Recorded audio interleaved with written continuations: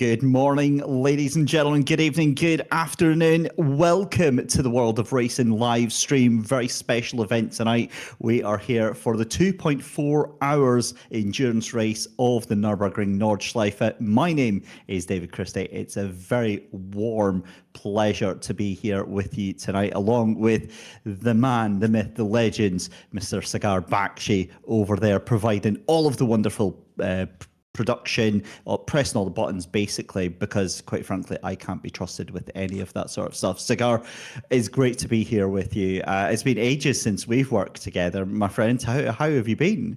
Been living the dream. Working with World of Racing has been a blessing for my 2025 season. Looking forward to a blessed 2026 season as well with World of Racing.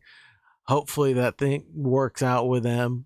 And I'm looking forward to this epic event. To round out the new year, we're going to head to none other than the Nordschleife, David. This is going to be an epic and very exciting race filled with 9 cars, all within around 20 seconds of each other, let's say. But we all know that one lap pace at the Nordschleife doesn't really mean you're going to be the fastest on track over 2.4 hours, now does it?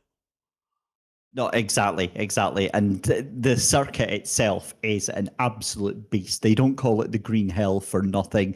But just to bring all of our viewers up to speed on what we're going to be watching here tonight, this isn't like all of the other esports broadcasts that you see. This is going to be an in-person event being held at the World of Racing locations. 4 locations in Pasadena, Tustin, Phoenix, and Kansas City as well. They're all having racers in person there that are taking part in tonight's race here for a 2.4 hour race at the Nürburgring Nordschleife. So obviously they've got the state-of-the-art equipment that they've got there. It's like proper top of the line motion rigs that they've got there, stuff that I could only ever dream of even looking at with my poor little Scottish accent. But the thing is as well, you know, they're going to have to deal, Cigar, with all of the things that real life drivers are going to have to, you know, day to night transition, trying to figure out where all the other cars are out there on circuit.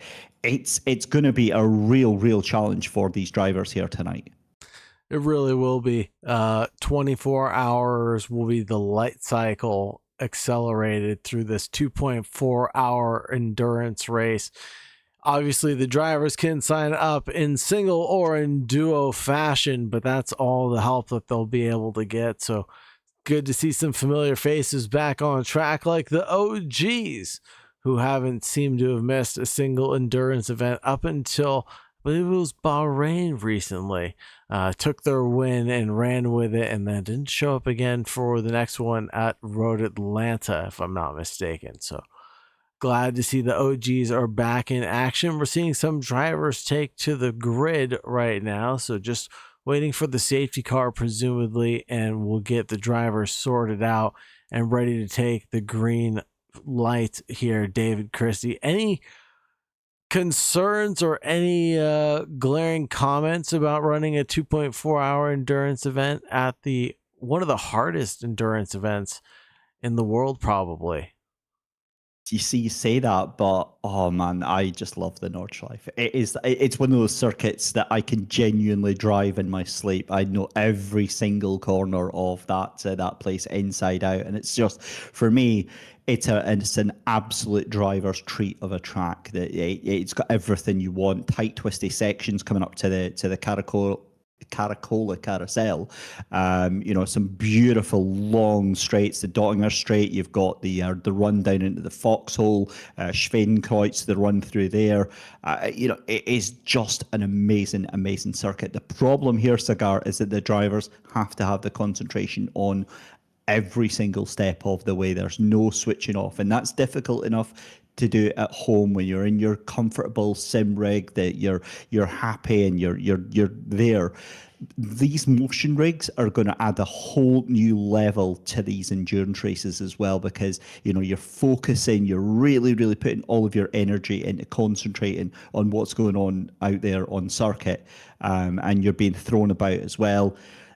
I promise you, everyone taking part in these races is going to leave tonight with the biggest of smiles, as long as they don't put it into the wall. And let's face it, the barriers here at the Green Hill, they bite very, very hard indeed, and they're very close to the action. So it's going to be an expensive repair bill for a couple of drivers, but it looks like we are ready to go under our safety car then, because the cars are making their way down.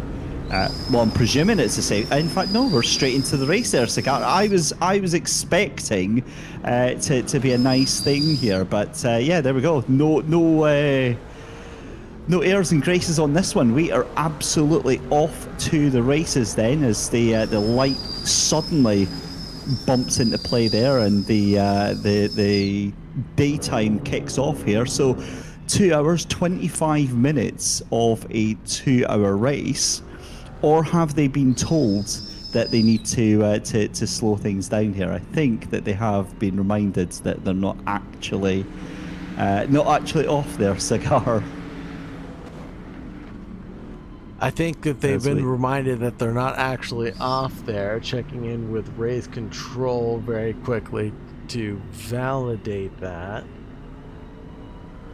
Yeah, they're weaving now. So there we go. We've got 4 cars left in the pace section there. They'll very, very quickly get themselves through, and it does look like actually we've only got 5 cars connected just now. So yeah, that's I'm not sure, because we did show 9 earlier on, so maybe 4 have just decided to nope out of this. The other thing to talk about is the fact that there was, I think it was 9.5 minutes was the minimum qualifying time. You know, you should, if you're used to and comfortable with the likes of the McLaren GT3 that we're seeing here, you should be able to make that around at about 8.5 minutes minimum. The problem is that there's so many positions where you can actually lose all that time here. But this is going to be a significant, if we're doing the full circuit here, then this is going to be a very, very long safety car here, as we're coming up towards the Schumacher S's, I believe, coming through into the chicane, and then this is where it cuts off into the Nordschleife itself. So we'll see here just now if they're taking that left-hander.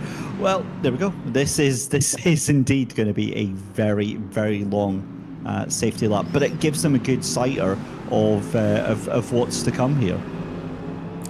Yes, and a very good sighter, and under the illuminated conditions under the track, things look a little bit better this time around versus the kind of mixed conditions of which we saw the track evolving into, and Assetto Corsa doing such a wonderful job and being a great simulator. Look at this fog coming in to the infield as well, only localized in certain parts of the track and thicker in some, and then just dissipating through others. It's just beautiful what this simulator can do. I just love it so much, and we are getting that race restart. And of course, because it's I'd imagine this is going to be a standing start. We'll have to figure it out anyway, because obviously in the sim worlds, standing starts is all that they've got to do. But it does show now that we've got all 9 cars ready to go, so it does make sense that we are ready to get things going here at the Nordschleife. Either way, I mean, we're not going to lose anything. 2.4 hours. That looks like a much more aggressive start from everyone. So I'm going to presume that this is all fighting for position, and we are now good to go for the first lap, as we do have some battling already going down into turn 1. There's no waiting for anyone right now. I was thinking they were going to take it nice and easy for the first couple of corners, get some heat into the tyres and get things going, but my goodness me, these Merc GT3s absolutely roaring into life as we go. That's going to be almost certainly contact. You saw a car up on the inside. That's a bit of contact there between second and third position. and Vladislav gets himself back in and back underway. So he'll catch back up, and make no mistake, he'll be able to find his way back to that pack of 8 cars that are remaining as they make their way through the first half of this Nordschleife, of the Nürburgring section. So this is the main circuit part of it. So they head through into Dunlop hairpin, then they're up towards the Michael Schumacher S's for the first time before making their way through the left-hander. They'll go through Ravenel Curve and then through into Bilstein Curve as well, and then it's all the way up, ratcheting through the gears before they head into the chicane and out onto the Nordschleife itself. But you can see there the clock ticking away, and already some big gaps opening up here. We've got our race leader Ali out by 1.8 seconds over Christopher. The thing is that gap can come down and ebb and flow very quickly indeed, especially as we head out onto the Nordschleife. And SoCal, is this a track that you think you would quite fancy taking on in real life here?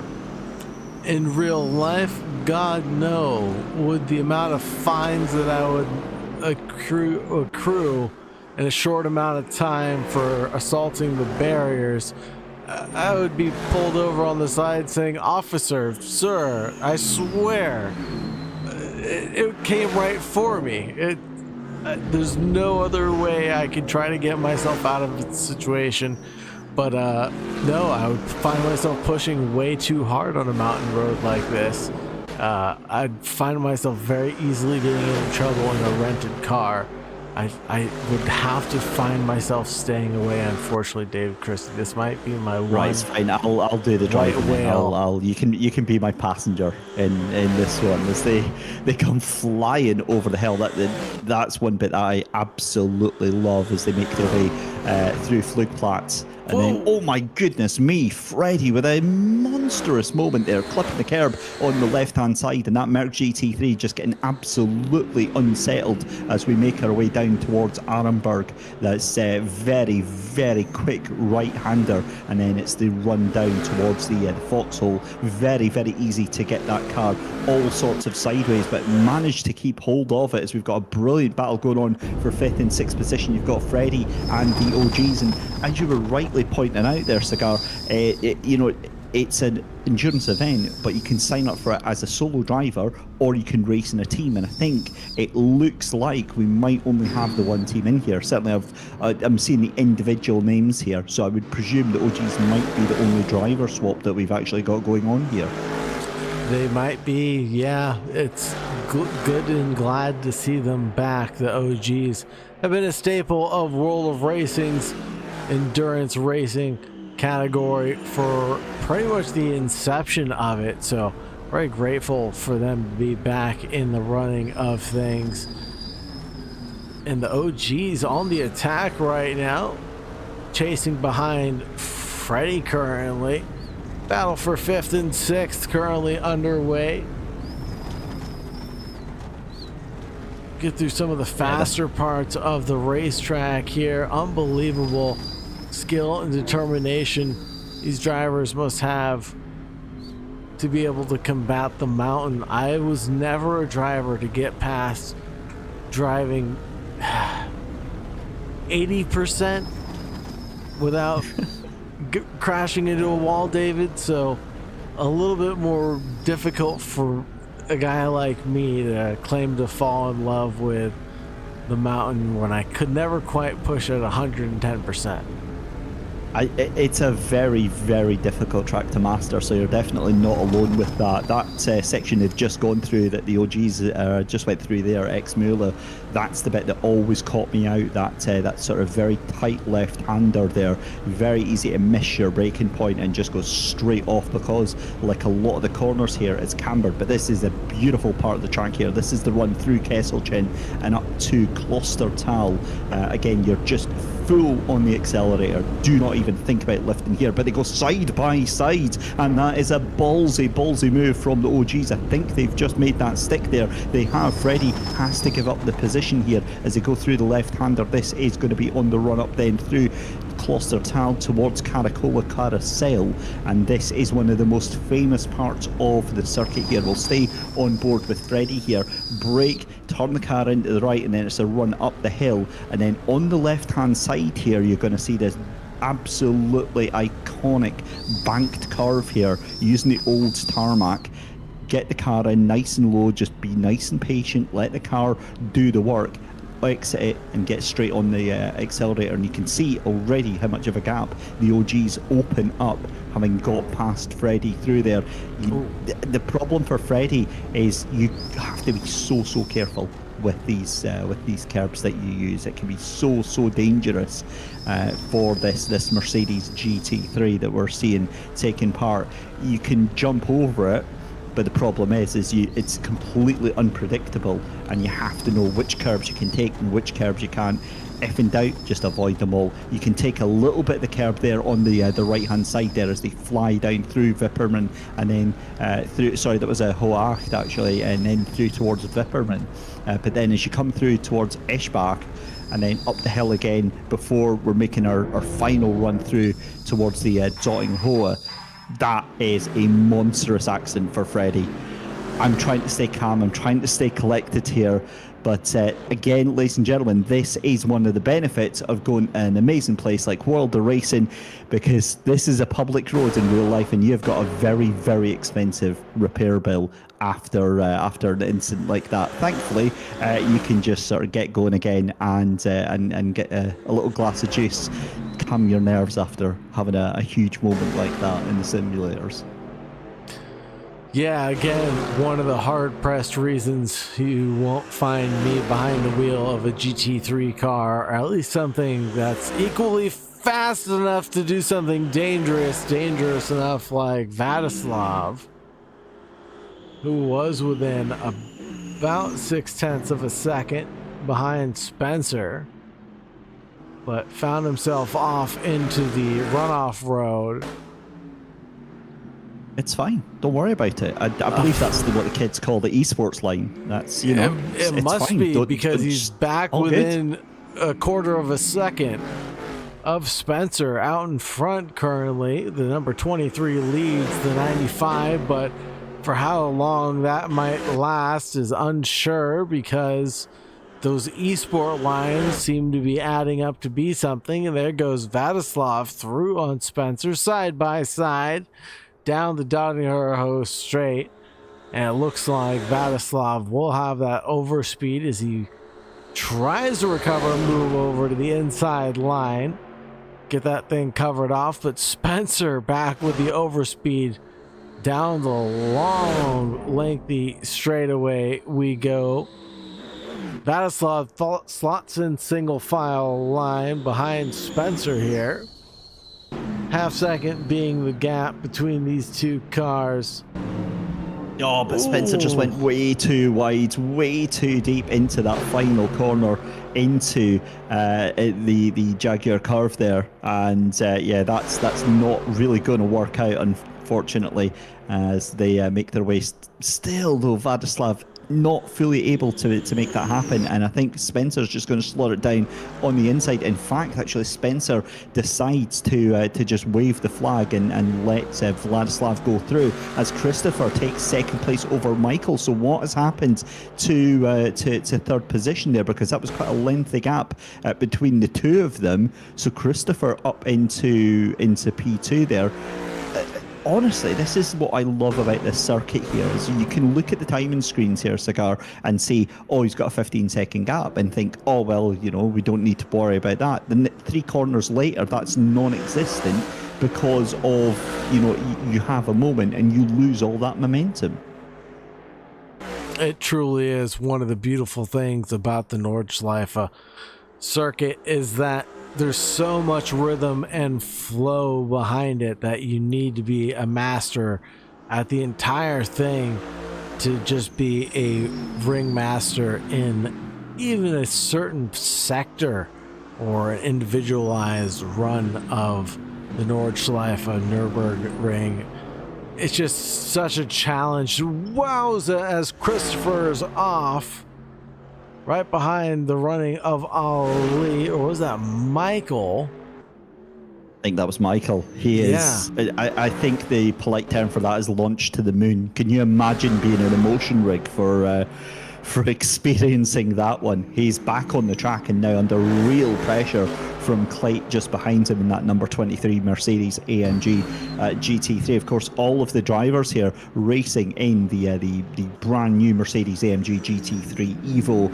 A beautiful, beautiful bit of kit here in real life. The best part of what 600 brake horsepower puts behind the control of these drivers here, and just an amazing experience. If you've not had the chance to get your hands behind the wheel of these machines, it is just so much fun, and you can tell that from the concentration that's going into these drivers tonight here. But this battle for third and fourth, this is going to rage on. But interestingly, Ali taking that gap up to 7 seconds over Christopher in second position. So it's Michael in third, Clay in fourth position. The OG's moving up into P5. Jorn is in P6. So again, a steady move up there. Vladislav in P7, Spencer in P8, and Freddie in P9 as we are on to the second lap of the race. 2 hours 14 minutes left to go. You can expect lap times around about 8 minutes, 8.5 minutes for these GT3s, depending again on the skill level here, and depending on how hard these drivers are pushing, because you can be the greatest sim racing driver in the world and you make one mistake, especially with the added pressure of it being in real life, and it makes it so much more difficult as well. But the other thing here, Cigar, here is you can see the weather changing here, this accelerated timeline. It's almost every couple of minutes it's getting just a little bit darker, and you can see these headlights starting to get a little bit brighter now. And can you imagine doing one lap and it's just complete brightness, or you're just driving and it's illuminated like it is right now, and then all of a sudden you come through the mountain section and it's just pitch black, your headlights the only thing to guide you through the darkness, and that would just drive me nuts. I couldn't imagine driving on a track like that, but that's what the drivers are facing right now. Again, a circuit that I never quite mastered, so I never quite fell in love with it, but it will be my favorite from now on, knowing that it is the anniversary right now, if I'm not mistaken, of World of Racing's streaming. So happy anniversary to World of Racing and to AK Esports. Oh, sorry, no, I was waiting. Where's the cake? Come on, you can't have an anniversary without cake, guys. This is part of the deal here. This is why I signed up for this. But yeah, no, it's a fantastic anniversary. To have an entire year of commentated events here. Fantastic partnership, and it's our pleasure to be part of these events, you know, and especially it's kind of bittersweet as well. This is the final endurance event of the year here, so it's fantastic to be a part of. And you know, given the fact that it's the same simulators that they've got across all of the venues here, it's the one bit that I like, because you get some of the simulator centres, especially over here in the UK, where they'll maybe have like one really nice rig and another couple that are, you know, maybe just normal standard static rigs, and then you've got one for maybe consoles and stuff. So having everybody on the same platform, and everybody has the exact same thing, it immediately removes that whole whinging and crying about, oh, they've got better equipment than me. It's like, nope, you can all deal with the same thing. So great to see that. So if you haven't already checked that out, make sure you do, and get yourself booked in, or if you possibly can, head over to worldofracing.com and get yourself booked into one of the 4 centres that they have got. Unfortunately, it's not going to be happening for me, because I am a little bit too far away, Cigar, but I will have to try and see if I can get a little holiday over to the old US of A and spend my entire month over in that place. So one of the things that we actually do have the advantage of is the World of Racing headquarters, located pretty much nearby where I live, within 800 miles or so. So not a out of reach of a day's trip, but definitely a long day trip to go visit and come back all in one. But it's been one that's been on my mind for about a year now, to be honest with you, David. So it's one that's going to happen here shortly. Just got to get through some personal affairs, but we'll come down, especially when we have the off time coming up. I'm hearing a lot of excuses there for why you're not out on track tonight. Hey, yeah, no, a whole lot of excuses. Oh man, you're such a racing driver. That's perfect. You know, it just it wasn't right. The conditions weren't right. It just wasn't ready. It wasn't prepared. It was too foggy. It was 2.4 hour-y.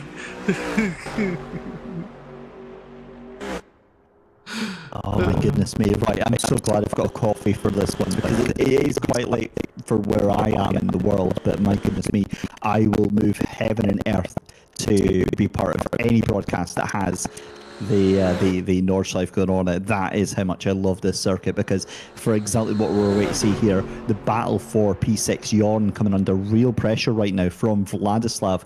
They're going to be coming on to the Dotting Ahoa just now, and this is going to surely be a done deal, as Ali proven a point there. 8 minutes 23 was his lap time here. Now what we'll see here from Vladislav is he'll make the move on Jorn.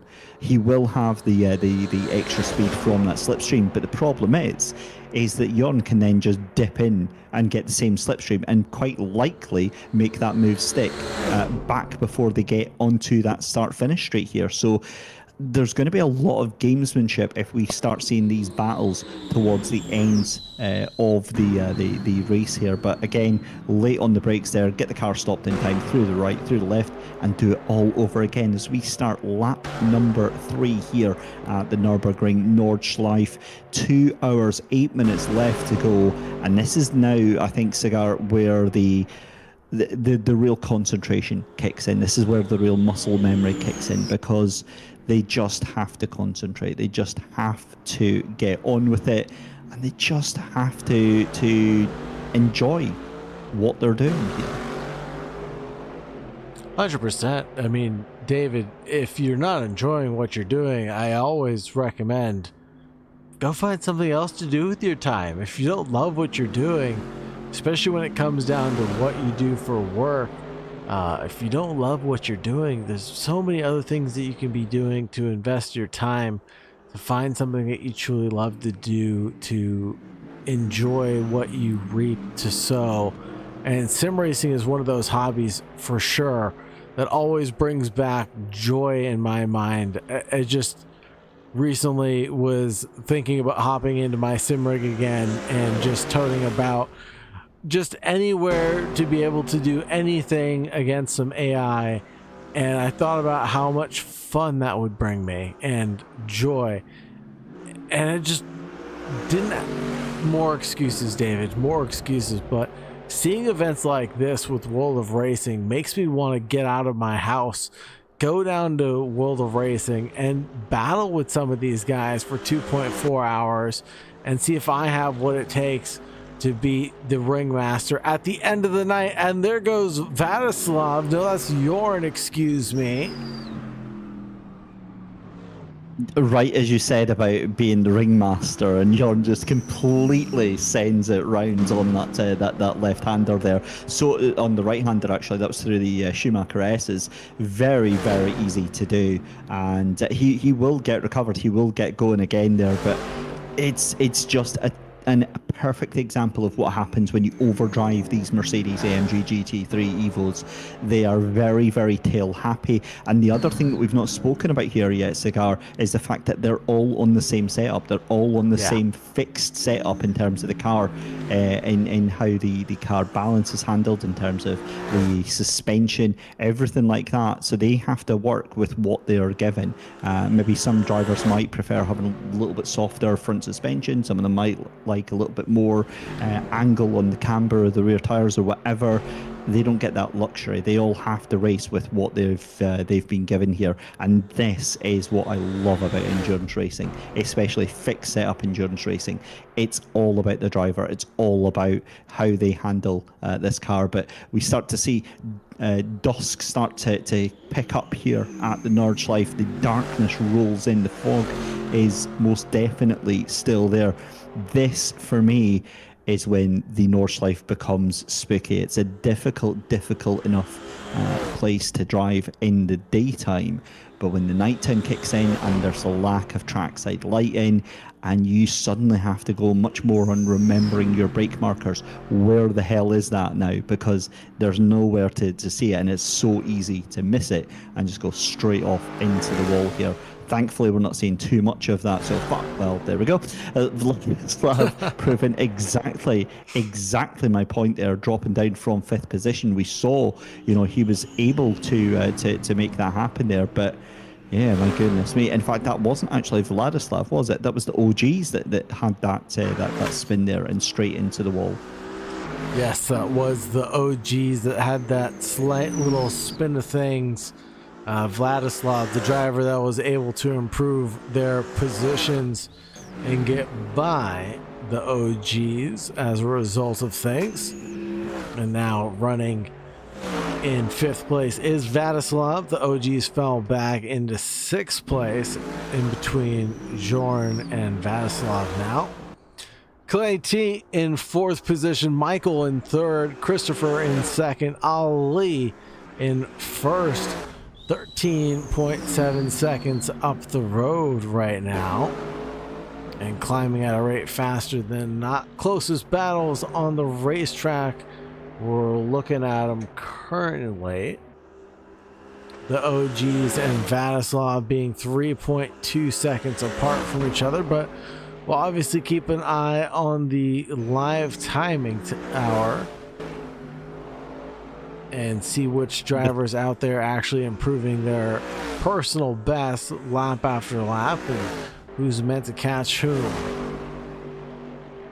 I was just about to say there that it goes into that whole point I was making earlier about how easy it is to get lulled into a false sense of security with these times and the deltas to all of the other cars, because you could look at this and think, oh well, he's 14 seconds ahead and that's all good, but the thing is that can change very, very quickly indeed. In fact, we can see Clay has had an issue. He's away back to the pits there, so that's going to be I'm presuming that's been a manual reset back to the pits, because he was halfway around the lap there. So I wonder if that's some sort of a technical issue or a recovery job for Clay there. But yep, back in the pit lane. So he'll go right to the back of the pack there. And oh man, you hate to see it, and just hopefully, oh my goodness me, it's that 2nd place into the wall, clipping off the left hand side. Christopher hits disaster. He's into the wall on the left hand side, then into the wall on the right, and then straight in on the left there as well. That's going to send Michael through into 2nd position there, but absolute chaos and drama right there. Listen, this is exactly what I said. Darkness kicks in, and it's you forget about, you cannot touch these curbs properly here. You're absolutely right, David. You spoke about it. You warned us, and you warned the drivers earlier on about those dangerous looking curbs. They'd come up and bite you in the ankle if they got any closer to us, and they sure did for a few of the drivers, especially as darkness hit and the pitch blackness of the racetrack fully settling in right now. Ali leads over 30 seconds now over Michael. Christopher regains 3rd position, 6.1 seconds off the good Vladislav. 25 seconds back from there. In 4th position, the OGs. In 5th, Joran in 6th, Spencer, Freddie, and then Clay T rounding out the 9 combatants around the mountain this evening. Yeah, what a race we've got so far. 2 hours left to go here. What I'd love, actually, once we're done on the Dotting Ahoa, if we can go on board actually with Ali for our race leader for a lap, that would be amazing. Just experiencing what he is seeing right now as we go through the left right at the In fact, actually, yeah, there we go. So that is our race leader. He's already coming down into turn number 1 then. And this is where it all begins for the lap here as we go through the circuit part of it, through the Nürburgring itself. We obviously miss out the arenas. That gives us a perfect example of what it's like on board with him, and you can really see just how difficult it is. It's a little bit easier in this circuit section here because you've got the floodlights around the corners and around the track, but as we go into the brakes here, down through third, down into second, in the Dunlop curve here, pulling the car in nice and tight, want to keep to the apex there, then let the car wash out to the left hand side, straight up through the gears as well, and it's as brave as you want to make it through the Schumacher S's here. You take a little bit of the curb that helps rotate the car in here, but it's through into fourth gear, and then it's brake and you miss it, blink and you miss it here as the tarmac changes to green on the right hand side. That's going to be your braking marker through into this left hander, then into the right as we go through Ravenel curve, then through into Bilstein curve, and we go all the way up the run towards the Vidal chicane.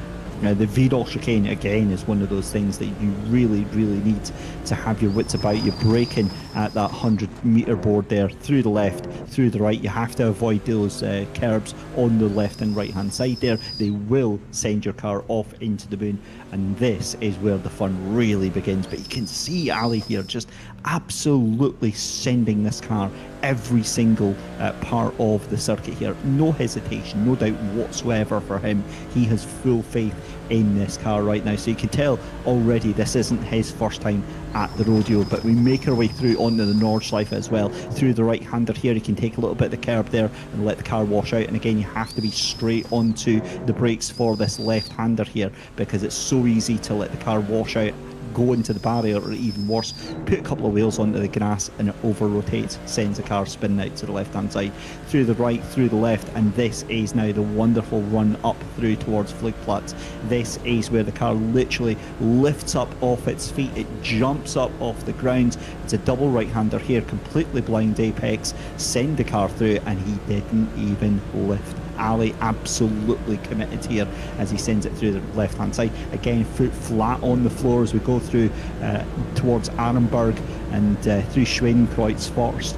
This bit is the scariest bit as we come up through Arenberg there, down onto the brakes, turning that car, letting the camber of the road turn the car in.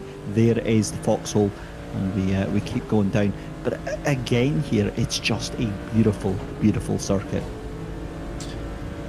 Truly is an amazing circuit filled with elevation changes, undulations, camber changes, and Ali getting the commentator's curse. Exactly what I was saying there. That is heavy damage onto the car of Ali right now. I'm going to be honest, that car might be absolutely cooked after that one. I'm not sure what the damage is set to in this race here, but that is a monumental off for Ali. Listen, we couldn't have timed that any better, being on board, seeing exactly how easy it is for that to do. Our race leader who had the race in the bag, 36 seconds there, absolutely smashing that car into the wall. Absolutely tragic, but it's definitely not over and done with for Ali as the pit windows presumably open for the drivers. I'm not sure how many pit stops were required to take, but normally World of Racing is pretty stringent about the number of pit stops, so expect to see a minimum of 3, possibly 4. This might fall in line with his pit stop strategy in regaining the lead of this event. Ali definitely not down and out just yet, but he's got 3/4 of the racetrack to drive with his car wounded like it is right now. David, your thoughts if you're Ali right now? Well, yeah, again, it's trying to, for me, I'm actually thinking damage might just be visual on this. Well, maybe not, because he is really, really struggling with that car. That's another hit, another heavy hit to the left-hand side here. And again, it's these dark conditions. It's missing your braking markers. It's watching the track develop. It's still a very, very warm 29 degrees Celsius here. And oh man, I mean, your heart does go out. But the thing is, if Ali's suffering like this, everybody's going to be suffering like this. It is such a difficult thing to drive with. But the big problem comes from those curbs here. You cannot be taking liberties with the curbs. You can push the car, but if you push too hard, it is going to bite you, and it is going to bite you very, very hard indeed. And that's what we've seen time and time again, not just from Ali. We've seen it to the OGs, who are somehow back up in fourth, by the way. We also saw it from Freddie, from Clay T, and also from Jorn earlier on, as Ali's making his way through the Caracola Carousel for the fourth time just now. Lap 4 already. My goodness, where is this race going? It's absolutely phenomenal. One of the things that happens with these World of Racing events is the time just evaporates away from you. And if you love what you're doing, something you've never worked a day in your life? No. Time flies when you're having fun. That's the one I'm looking for. Time flies when you're having fun, David Christie. Excuse me. But actually, looking at Ali, his car's not too shabby. I think he's come to terms with that damage that he's got currently. But now checking in with the OGs and Christopher, who are now 1.1 seconds back from the OGs. Vladislav actually having a moment in third position, but caught back on the racetrack, pointed in the right direction. They only lose some time at the carousel. Looking back at Christopher and the OGs, who are running around 5 seconds back, respectively, from Vladislav. The OGs and Christopher running nose to tail right now. And as you pointed out, the OGs being one of the only teams that's running tonight. All others seemingly being solo participants. If you're knowing of any teams out there that don't have a team name, go ahead and let us know in the YouTube chat. Watching this battle going on right now, Christopher is in a very difficult position, because you can tell that he's obviously a bit faster than the OG's car in front of him. But the problem is, he's got nowhere to go. You cannot get past that. As, oh my good Lord Almighty, the OGs exit stage right. They obviously heard me and thought, yeah, better of it. That is very, very unfortunate. But again, this is what happens. This is what happens when you get that pressure being applied from the likes of Christopher. And the thing is Christopher is going to be rubbing his hands with glee, because now he's managed to get past the OGs there, and look who's just in front of him. Vladislav now struggling with the pace of that car, now coming firmly into the grips of Christopher. But again, we've seen this time and time again here. You know, when you're pushing the car, when you're absolutely sending it, very, very easy to send it a little bit too far. And are my eyes mistaking me, or is that dawn starting to break? It is my eyes mistaking me. And unfortunately, I'm getting a little bit old, so yeah, there we go. Right, Christopher sends the car in the mini carousel, and I'm fairly sure I saw a little bit of robust contact between the two of them. Race leader into the pits. Race leader Ali into pit lane, possibly to fix the damage, but possibly as part of the strategy. We'll keep an eye on that, see if Michael decides to come down pit road, and I believe he does. So that will be strategy then, in line with the rest of the field's strategy. Ali, Michael, Christopher, Vladislav, the OGs, Joran, Spencer, Freddie, and Clay T running out the participants that are on the same strategy right now. But things could change with just under 2 hours left to go. 1 hour and 51 minutes, 10 seconds remaining. Plenty of time left to go as Ali, Michael take their expected pit stops, and this is going to be Christopher coming across the line next and not taking their expected stops. Let's go over to number of stops. So Christopher already took theirs, excuse-moi. Vladislav with 0 stops. The OGs taking their first of the evening. Then Joran, Spencer, and Freddie not taking theirs. Clay already taking that one unexpected pit stop earlier on in the event. And look at the endurance lights glow on these cars. Just absolutely gorgeous machines lit up in the night sky.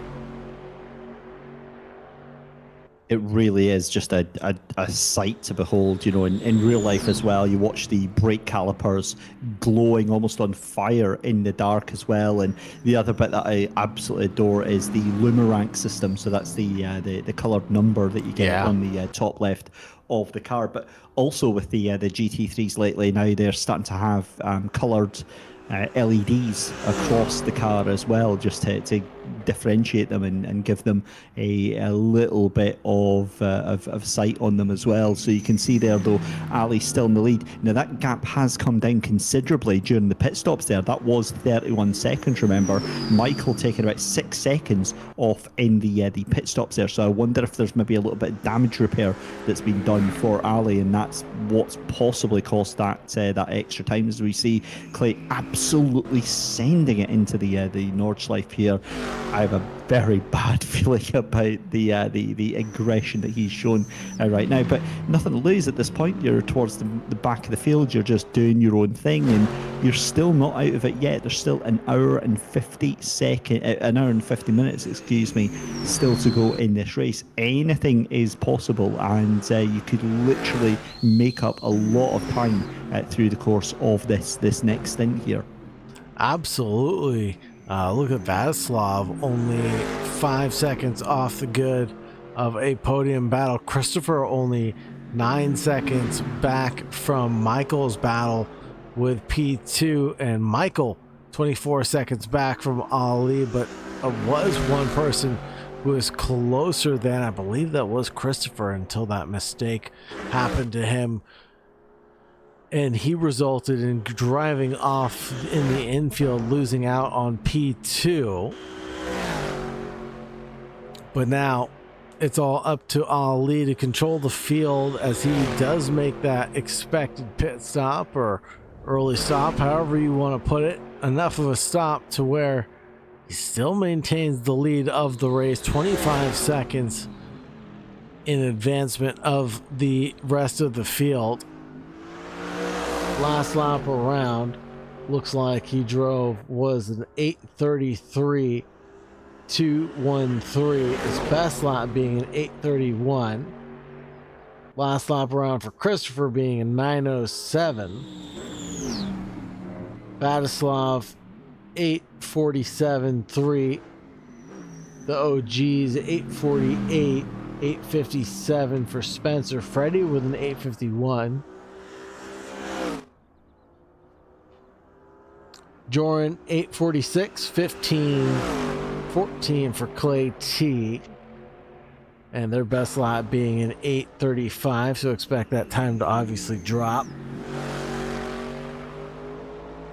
Yeah, and you can see the track now absolutely taken up by the darkness now. It is fully into the grips of nighttime here, and this is going to feel like a 10-hour stint for a lot of these drivers, because the focus and the determination that you've got to have during this point of the race is absolutely incredible. It's so easy to get it wrong, and you're thankful for any bit of light that you can potentially get here. But an hour and 45 minutes left to go in this final endurance race of the year. We're currently watching Vladislav in 4th position. He's chasing down Christopher in 3rd position. That gap's now down to about 6.3 seconds. Has just gone up to 6.6, but it's important to remember that different cars are going to be different at speeds and faster at different parts of the circuit.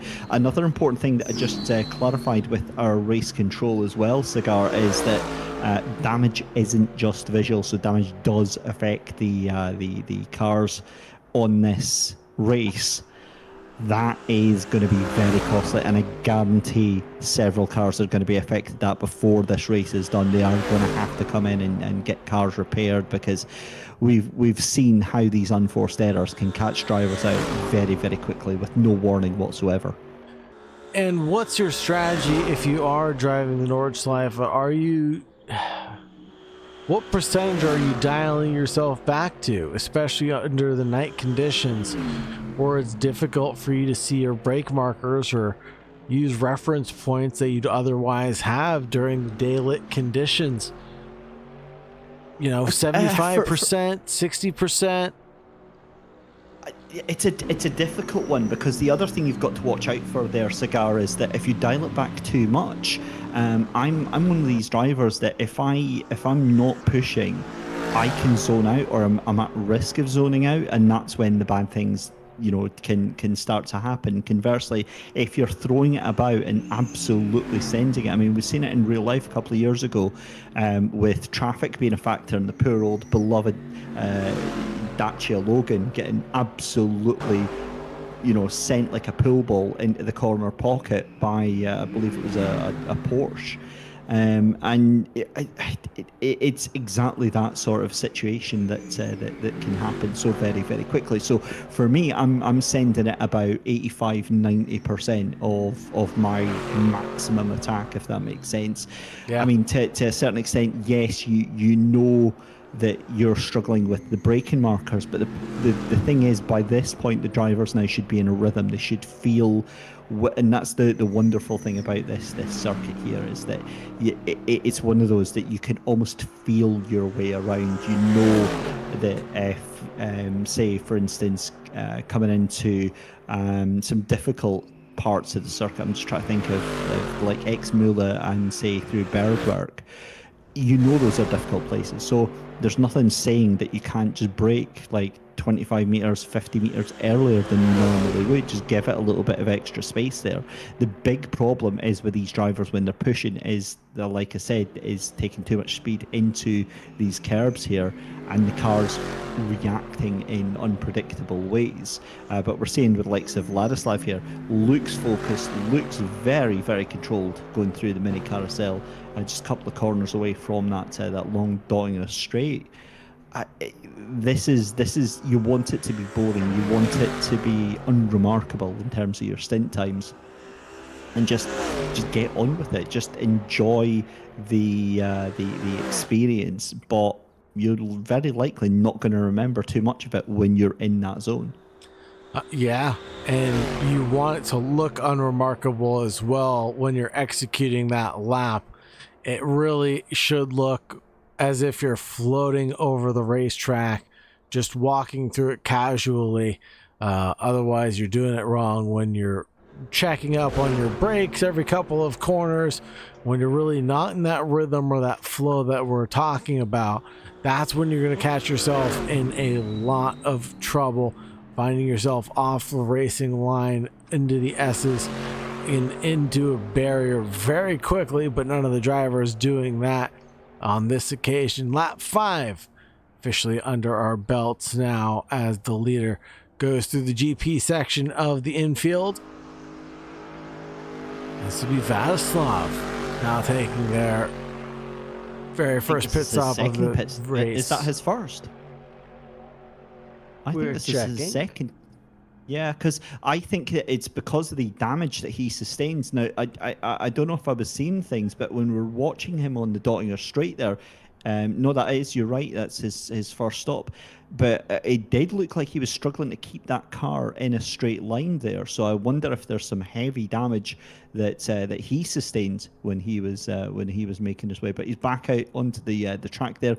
38 seconds in pit lane, so I do think there's been a little bit of damage getting fixed on that car. But I mean, like at this point, he's still, it looks like about 40 seconds ahead of the OGs, make that a minute and a half now. So the gaps are really starting to eke out to a certain extent. But again, I think pit stops are becoming a factor now. Still within striking distance, though, Michael and Christopher, 5.5 on the racetrack separates them. The daylight not hitting the racetrack yet, but the driver's headlights are visible to each other. And I think that's what always gets my blood boiling, is just when I can see the gap coming down just that little bit. Every time I get to a specific corner, I can measure it, you know, almost with my own stopwatch in my head, and go, yep, I'm gaining time. Nope, I'm losing time on the car in front every lap at this corner or at these couple of corners. You can feel it escaping you, and especially in endurance events like this, where it's not so straightforward. You've got more than 79 corners stitched together to call this a racetrack. It's a little bit more challenging than going through 12 corners or 18 corners on a normal GP racing circuit. No, I have to absolutely agree. You're spot on with that one. It's almost like it's almost like an entire race season in one race, with the amount of corners that you've got to memorize here at the Nürburgring Nordschleife. And you know, you just have to focus on it. You just have to relax and just put yourself at the mercy of the racing gods here. And you know, maybe it's just me that really enjoys this circuit. As oh my lord, that was a monstrous moment there for Christopher, hitting a little bit too much of the curb on the run down to the foxhole there, sending that car all sorts of sideways. He holds on to it, but 9 times out of 10, you know, within another 6 or 7 corners, there's going to be another issue. That's what I usually tend to find, because once you unsettle the car, you maybe lock up the brakes, and yeah, I'm not too sure that this car is not going to be into the barriers in the next half a lap here. But we'll wait and see. Either way, look, this has just been an awesome race, and can you imagine being there in person there, Cigar, and hearing the screams and the shouts, no matter which of the 4 sim centers that you're taking part in? That would be, it's the camaraderie that I always think I look forward to the most as part of sim racing's community, and just being part of something that's a little bit bigger than myself, and getting along with people with a mutual interest, and being able to share that at one specific center would be a truly amazing thing. And speaking of which, we do have such an amazing feat coming up. It's the Pro Series Championship coming to a conclusion in 1 week's time from today. We will be announcing the victor, if I'm not mistaken, from the Pro Series Championship. We're going to have 5 events back to back to back, staged throughout the evening for you. Drivers is a competing wild for one. real life money as well. Sorry, go ahead, David. Yeah, that was just where my ears sort of perked up on that one, because when I heard that there was that's over $5,000 in the prize pool, with the champion taking $2,500. That's worth me flying over to the US to take part in. I mean, I'll be wildly disappointed, but you know, for those that are showing up, because of course the event is at the Tewston branch only, but the rivals all getting to meet face to face. I kind of want to be a fly on the wall there, because there's been so many of them that have maybe been chipping away through the season, and there's maybe been all these things building up. But to actually be able to settle that in person, yeah, I am up for that. But also, what I actually think will happen is the amount of friendships that are going to be made at that event next week. It's going to be absolutely fantastic. And as you said, you know, 4 o'clock in the afternoon till 9 o'clock, it's going to be grueling. They are going to be absolutely exhausted by the end of it. It really will be a challenge mentally and physically for all of the drivers. They'll have to compete with themselves to know when to tap out, because we are looking for the best of the best. The Pro Series Championship, but will be decided come next week's time. And it looks like Christopher is driving a little bit above his weight class right now. He is sending that car, is he? He is just not taking any prisoners whatsoever. And it looks cool, but the problem is that 9 times out of 10, it leads you into trouble. However, the person that's in trouble right now, if we're being honest, is actually Michael in second position, because that gap is coming down. It was 6 seconds. He's going to see that delta coming down, and in perfect time. My goodness me, both rear wheels coming straight off the ground as it heads down towards that double right-hander, and we make our way up towards the mini carousel for the 6th time here. Christopher is absolutely flying. That thing is a rocket ship right now. He's turned it into one, that's for sure. Coming into Schwarzenbach. Nope. We're going to try that again later. Klein's Carousel now is where we're at on the racetrack. I tried my best with the German pronunciation. I'm trying to see on the map where you were talking about there. Oh, was that Schwabenschwanz? Yeah, thank you. Right, yeah, that one. Kilometer 19. Listen, I'm Scottish. I get a free pass to butcher absolutely every name that I possibly can. That's why I'm delighted that there's only first names on the leaderboard here, because it's a tragedy when I try and pronounce surnames. You know, it's one of the things that I've always mentioned that we should bring into World of Racing is bring in the surnames. You know, I like the family style feel of being called by my surname rather than my first name. Listen, if I'm having somebody shouting abuse at me, I want them shouting my first name and not my full name. I get very, very worried if somebody shouts my full name and then abuses. Yeah. The life of a military man. People only curse at me and swear me up and down when they use my first name.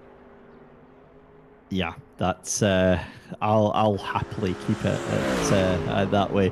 I don't think there's going to be too much abuse next week. Yeah, I think it'll be nice and polite, and we'll soon see. What we need to do is we need to get because I believe there's going to be a live broadcast of the event. Of course, they need to get a reporter on the grounds that they can cut to, just like a roving reporter with a microphone, and you know, get all of the juicy gossip from on the ground there. We've thought about it. We've talked about it. Next season, we have amazing things in the works for World of Racing. But for the Pro Series Invitational, not this season, not this opening round. But you're absolutely on, David. Love to have you. I'll even be your Shea Adams. Well, now how could anybody say no to that one? I think if I'm going to be on board for that next week, I'm going to have to get a week's worth of sleep, because it's at the moment for where I am, it's currently 3:15 a.m. So yeah, that would mean that I would be up till about 8 o'clock, 9 o'clock in the morning overnight. So I'll get my beauty sleep in now, just to prepare for next week. But I do wonder about some of the names here, if we're going to see some of them in the Pro Series for next week here. But getting back to the race, an hour and a half to go now, so we're already rapidly approaching an hour into the books here, and Christopher is rapidly hunting down Michael. That gap was 6 seconds, now down to 3.8 here. Does go up just a little bit, but you know, we were talking earlier about how difficult it is when you've got another car just in front of you, and I think for me that's an extra 15 brake horsepower easily, because you see that car and it's like a red rag to a bull. You think, oh, right, I'm going to push that little bit harder, I'm going to just try and eke it out, and you know, you use their braking lines as well, so it can be a little bit of a help for a lot of people, but for some people it can be a little bit of a hindrance as well. But at this stage of the race, I think you've got nothing left to lose. Just keep pushing, just absolutely hammer it. You've got Vladislav 50 seconds behind you, you've got OGs you know, about a minute after that. In fact, Vladislav looks like in an absolute world of pain right now. Yeah, that is, where is that? That is, oh, so that's The just after a entrance. chicane. I know exactly what's happened there. A little bit too much speed going into that chicane, the Vidal chicane. And if you clip the curb on the right hand side, it just launches you into the grass on the left there. So it doesn't look like there's any damage on that car. Just a little bit of heart pride and a bruised ego for Vladislav. Not worse for wear. Driver running in 4th position, still running in 4th position. Firestarter Racing Team number 95. Doing a good job of keeping it calm, cool, and collected. Hopefully shaking off some of the debris that they've accumulated from their excursion off the racetrack there for just a moment. But back onto it and living for another day. 3.8 the gap now between Michael and Christopher. And Christopher's actually lapping half a second faster, excuse me, than his previous lap around the Schling.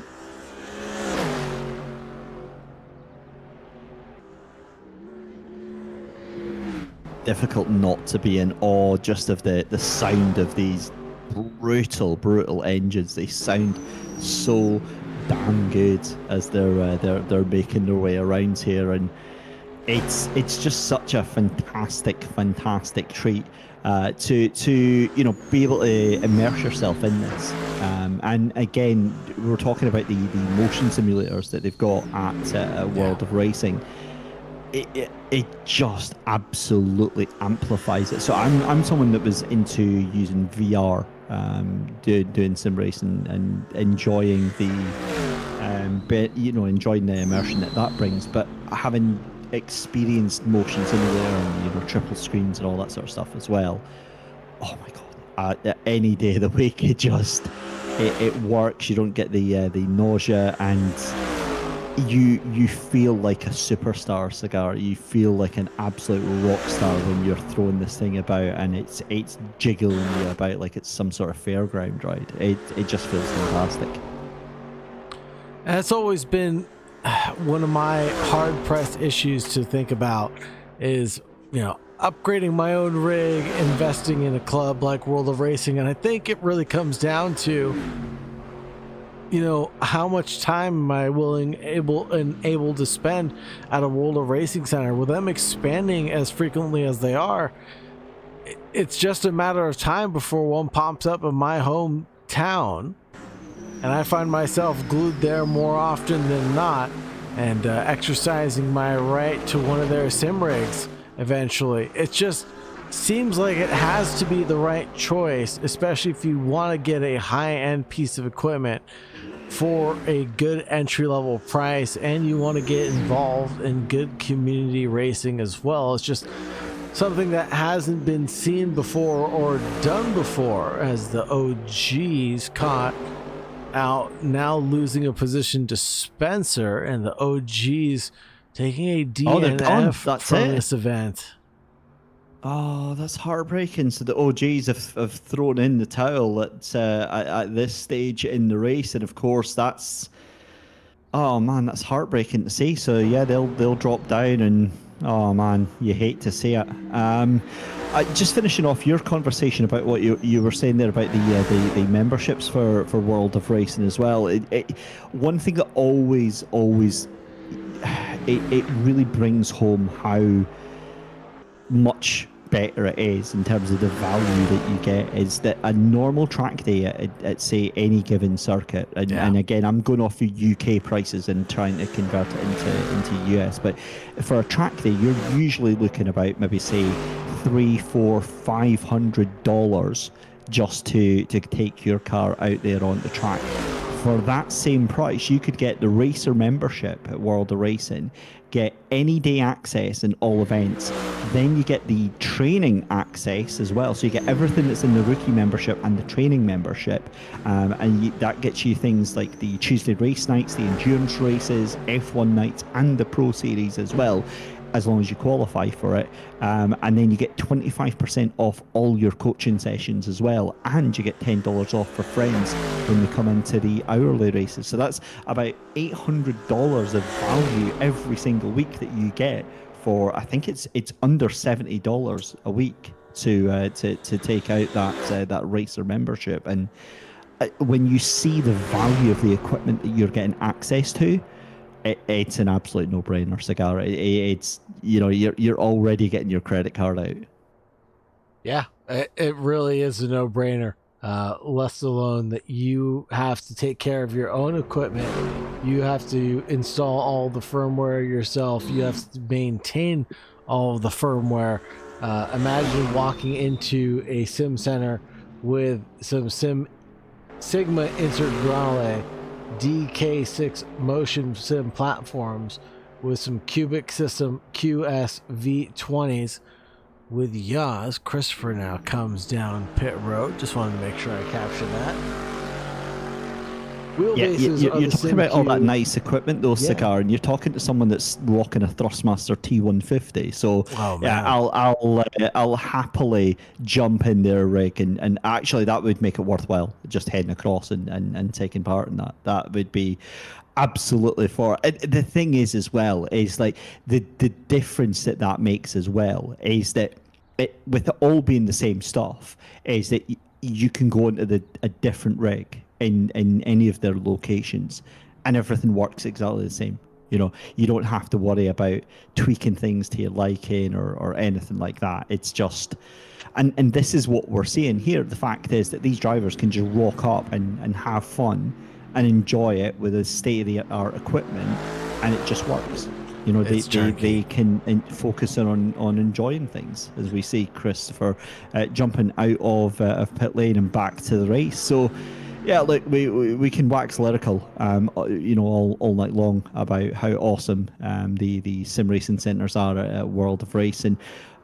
But the proof is in the pudding. The fact is, these drivers are comfortably able to sit for 2 hours and 25 minutes and enjoy a race, a night race at the Nürburgring Nordschleife. And again, for drivers like Clayt, who are about 6 minutes behind the rest of the field here, you know, the temptation is to just throw in the towel and just say, yeah, no, we're done.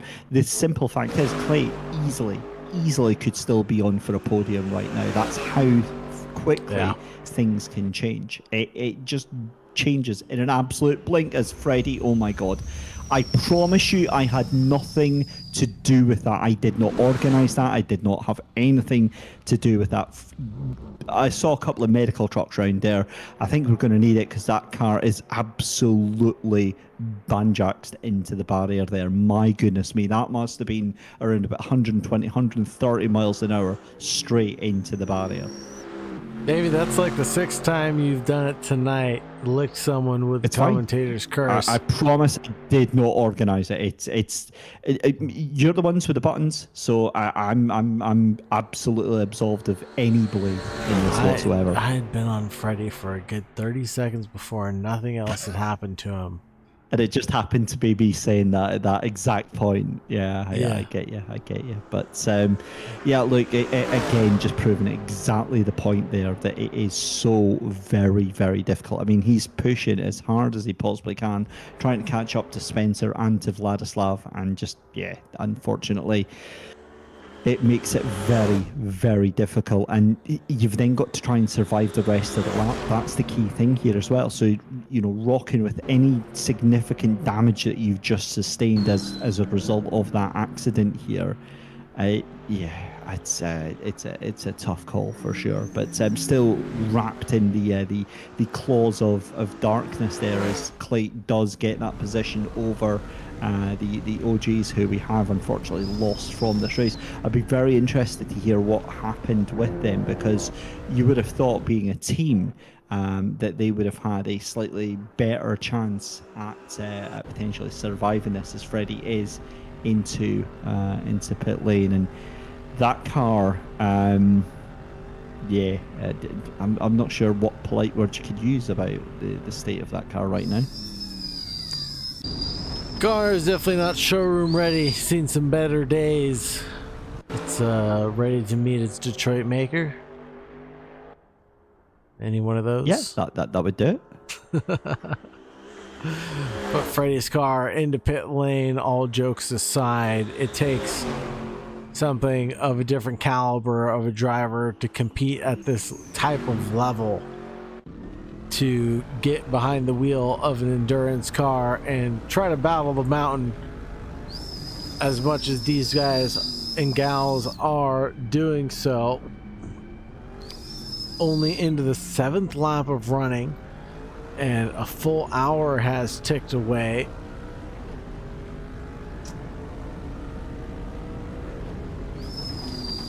You can hear the brakes. The thing with it as well is that ahead. when you get to this point of the race now, you've kind of broken the back of the difficult part of the race here, if that makes sense. It's the hard work is done.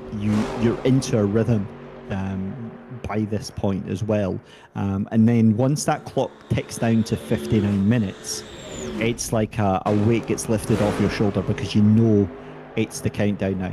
You're through the hard, difficult bit.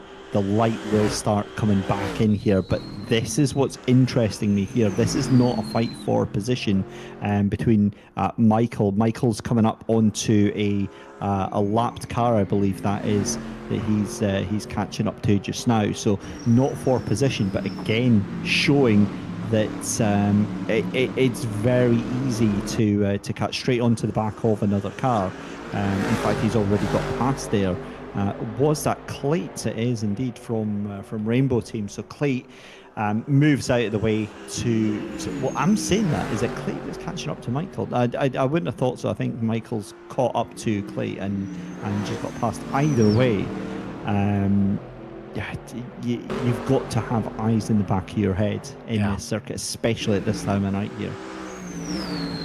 Even despite the fact that we've got 8 cars running tonight, you've got to have eyes in the back of your head, just looking around for that extra pair of headlights as we're fully in the thick of darkness right now. It is utmost paramount for the drivers to stay with their heads on a swivel, keep it calm, cool, and collected.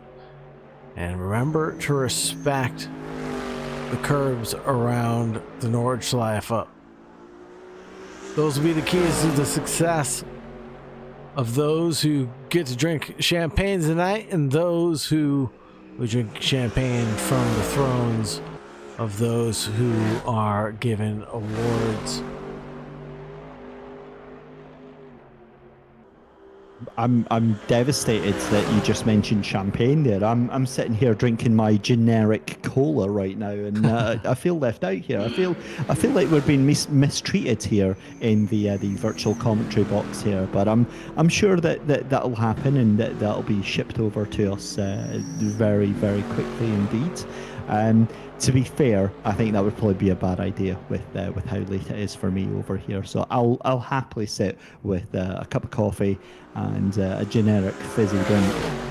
But again, that's actually a really interesting point now, because when you think about it, these single event drivers that are doing the entire 2.2 hours, you know, they don't get to go to the toilet. They don't get to go and have a drink of juice. They don't get to keep themselves hydrated through this. If they're lucky, they'll maybe be able to get a sip of some water when they come into pits, but it's very unlikely that they're going to be allowed to get any liquids anywhere near those machines. Certainly, if it was me, I'd be like banning everyone from.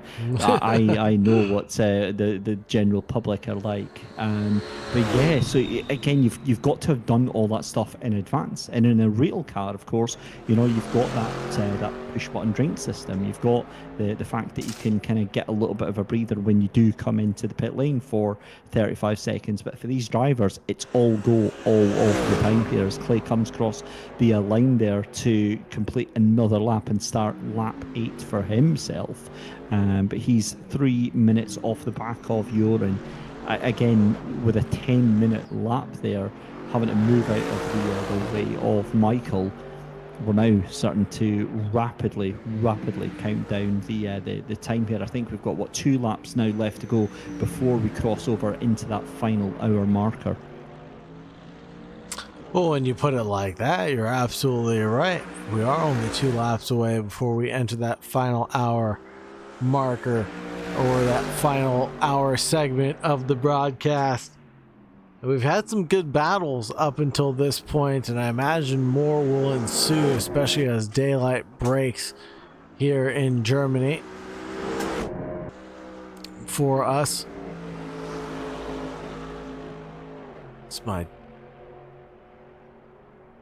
I do love the livery on that car for Rainbow Team. Rainbow that is Team. A very, very nice livery on the sides of that car.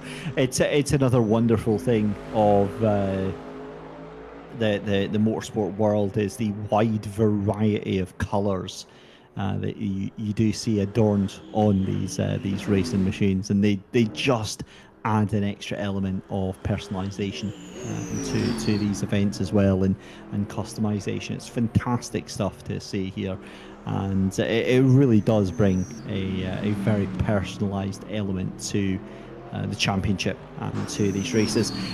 Given that this is the final round in the championship, another important point to stress for our viewers is the fact that we say it's a championship, but the points, there's no points that carry over. This is all individual races that happen. So it's a monthly series, but again, it's not sorted by any ongoing standings, which makes it absolutely perfect. So if you can only make a certain amount of events a year, that's perfect. It doesn't penalise you for that. You can come to July and August and miss out September and come back for November or whatever, and still just have as much fun as someone that's able to commit to all of the individual rounds as well there, Cigar.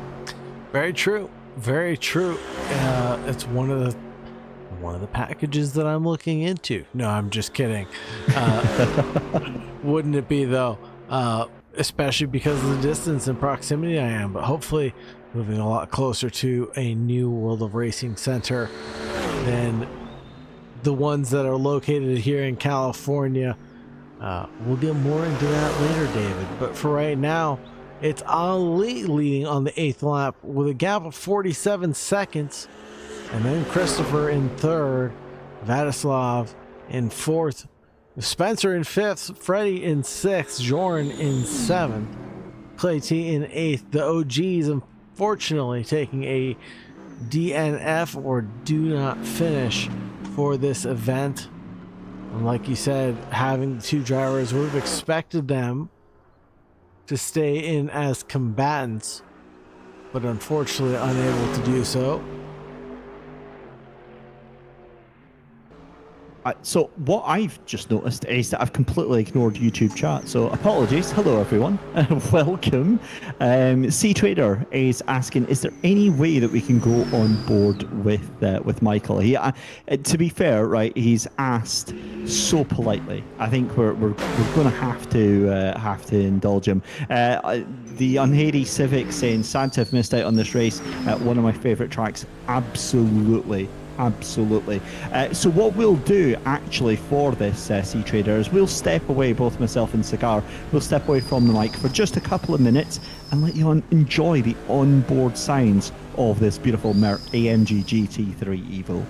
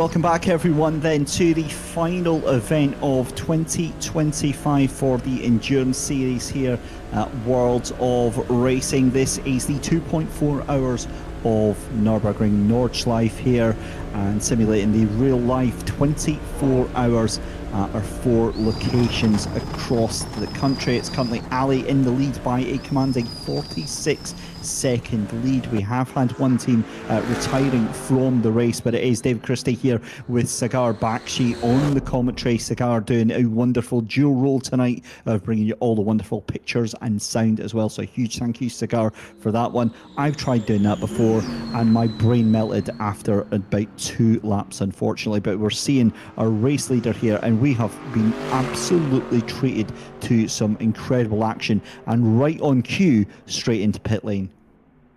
Right on cue, right on time. We expected it right around this marker here.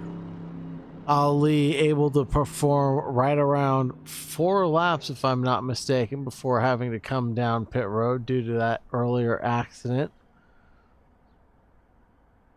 Checking in with live timing here to verify that. Yep, 4 laps for Ali and 4 laps for Christopher, 4 laps for Michael as well. So expect some more pit stops to be taking place once the drivers get closer to the line there. Here comes Ali from Firestarter Racing with a 43.1 second pit stop to his name. Here comes Michael with the second pit stop call on the evening. And a couple of drivers deciding to stay out. That'll be Christopher and Vladislav staying out.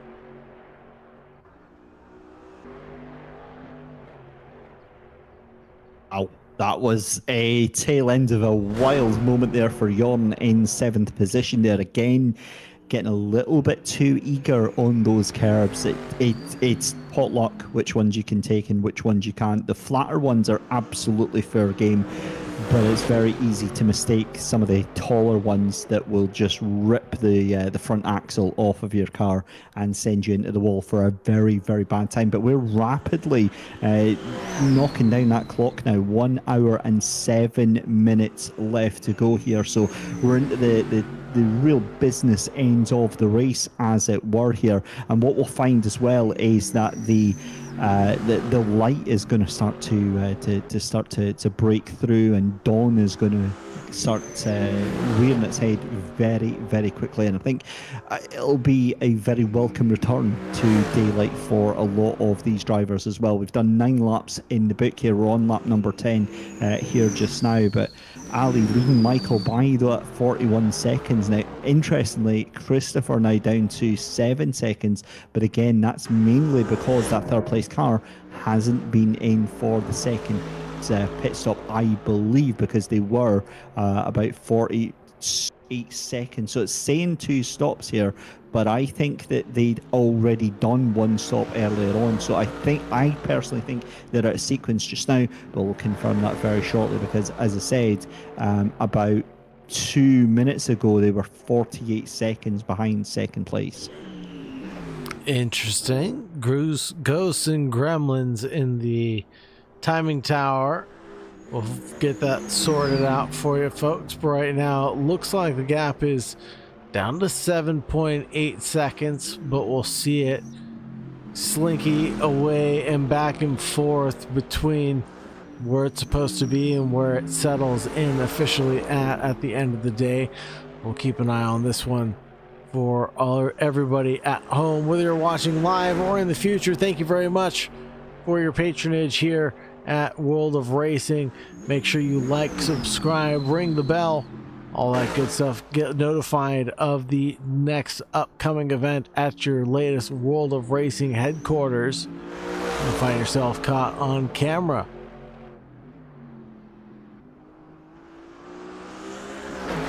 Just watching how this all unfolds just now. We're still watching Christopher with that 7-second gap up to Michael in second position. Again, you can see the track starting to get a little bit lighter here as we've got the best part of an hour left to go. But again, the gap's now opening up, and the issue that brings for a lot of the drivers here is that it's very easy to make mistakes. It's very easy to switch your brain off. It's very easy to fall into almost like a false sense of security around here at the Nordschleife. And we've seen it so many times in the past hour and 10 minutes here, Cigar, is that a driver just blinks at the wrong time and suddenly they're in a big world of pain. It's one of the most punishing things about driving this racetrack. And speaking of blinking and there's pain, that was Michael off the racetrack. I promise I had nothing to do with that. I promise I didn't do anything. Why is it every time I open my mouth? So, poor luck, poor timing. I'm not sure which one you'd want to say, but the strangest opportunity to catch, and there must have been a mechanical issue going on with that vehicle, but seemingly all put together now and running around 2.6 seconds to separate the field. We're definitely going to keep an eye on this one. Michael's got damage there, Cigar, though. Because look at the time difference now. Christopher is absolutely catching up Michael at a rate of knots. That car looks a bit battered on that front end. I'm wondering if he's having real problems getting the steering done on that. That is huge for the race here. No headlights, his lights are gone on that vehicle either.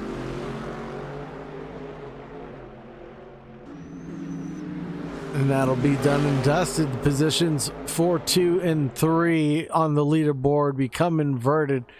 Ali leads over Christopher. Michael in P3. And man, wonder what happened here to Michael.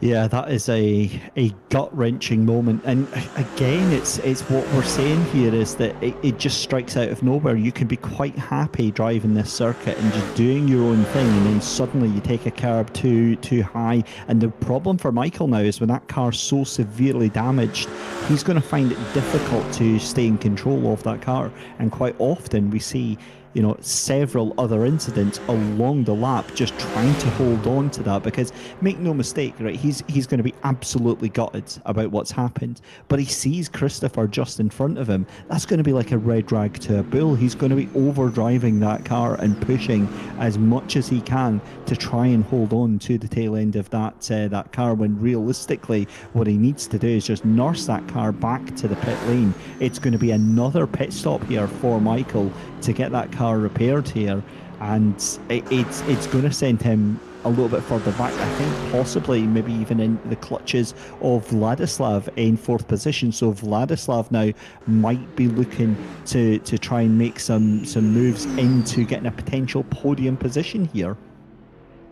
All Vladislav has to do is keep it calm, cool, and collected, and the rubber stuff facing down. But Michael had the same opportunity to do that, and unfortunately had an incident with the barrier. As you can see, his windscreen extremely damaged and battered, and you're absolutely right, it is wounded to just sit behind the driver that you're competing with and watch them escape up the road. But cooler heads prevail, and especially with these World of Racing drivers, they typically will have the cooler of the head and come down pit road and just make the most of the race still.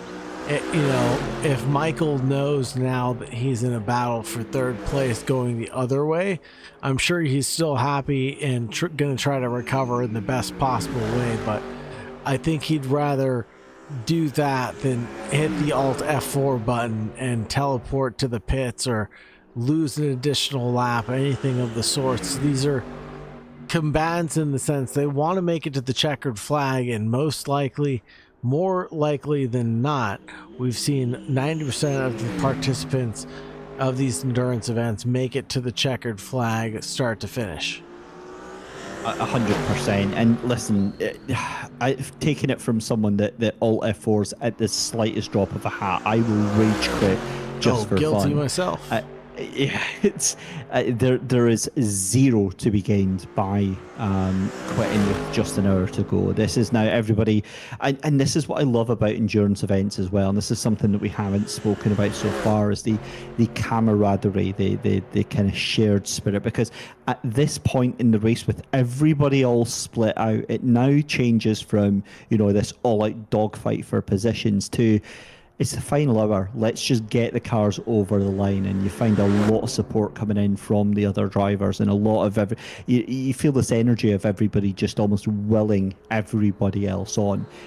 You're much less likely to take silly chances. You're much less likely to take wild lunges into corners. So it's a little bit more restrained. It's a little bit more laid back, and it's great because the drivers can almost enjoy the experience of this final hour here.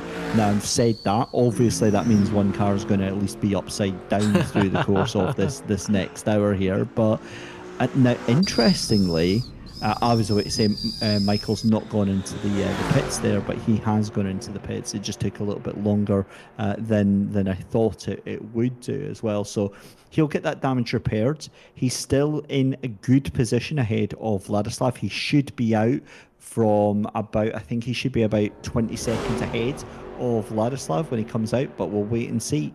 But the problem is, if that can happen on any lap, what's to say it's not going to happen again? So, you know, these little things, they play on your minds, and they make you think about how you're actually driving.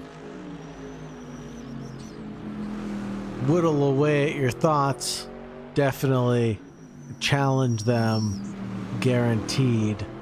It is a blessing and a curse to be behind the wheel of a car doing 180 miles an hour, coming down straights that are not so straight, but one simple lapse in concentration, thinking about something else other than the racetrack in front of you, will result in some demise or loss of control of the vehicle in front of you. So I find myself getting into a meditative state more times than not when I'm driving a vehicle, especially at speeds around a track where it's especially more muscular memory based than it is mental memory based, if that makes any sense, where it's the rhythm in the flow of the corners that makes up the Nürburgring, right? It's, you can't memorize every single corner. I mean, I'm sure there's people who have, and my hat's off to them. Guilty. Who can walk me through every single corner from start to finish. I feel like I've learned it more so as far as the rhythm is concerned, where I know once my shoulders do this roll, the next section's going to be a little bit more tense. No, but that's it, and that's where the muscle memory kicks in, and that's where the track knowledge picks up here. My issue as a commentator, my biggest issue, is that I struggle to remember the corner names. But you put me like on board with a car, and I'll exactly, well, there we go. Let's go on board with Clay. So this is the run through towards the second half of the circuit here, through the left-hander. Then there's a little bit of a dip. It runs through the right, and this is where the real fun begins.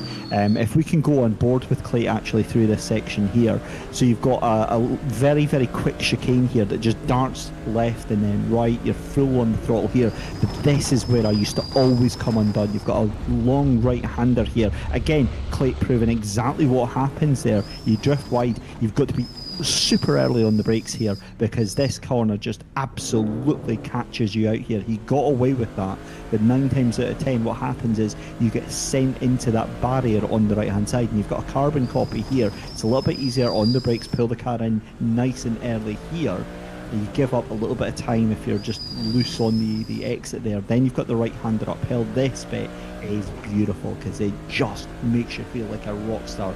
Full on the throttle here. You've got a tiny little left-hander that you can take at speed, and then you've got a hairpin right that you have to be on the left, onto the brakes, pull the car in to the right here. But this is what I mean. This is, I don't remember the corner names off by heart, but I know this track like the back of my hand. Coming up the hill through Kesselchen, though. Oh, look at you with the corner names. I have to bring up the map to be able to remember them. It's easy for me. I've got the corners memorized, of course. Wink, wink, nudge, nudge.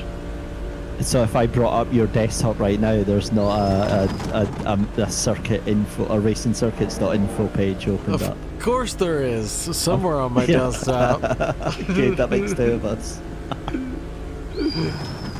Oh goodness! Oh, you got to love it. This bit here, though, the run up to the carousel, it just. A lot of people go on about sim racing, and you know, years ago we had the whole debate with real life racing drivers, and like, this isn't really. I'll tell you what, going through that carousel in a sim, it feels identical to going around it. It just feels absolutely spot on.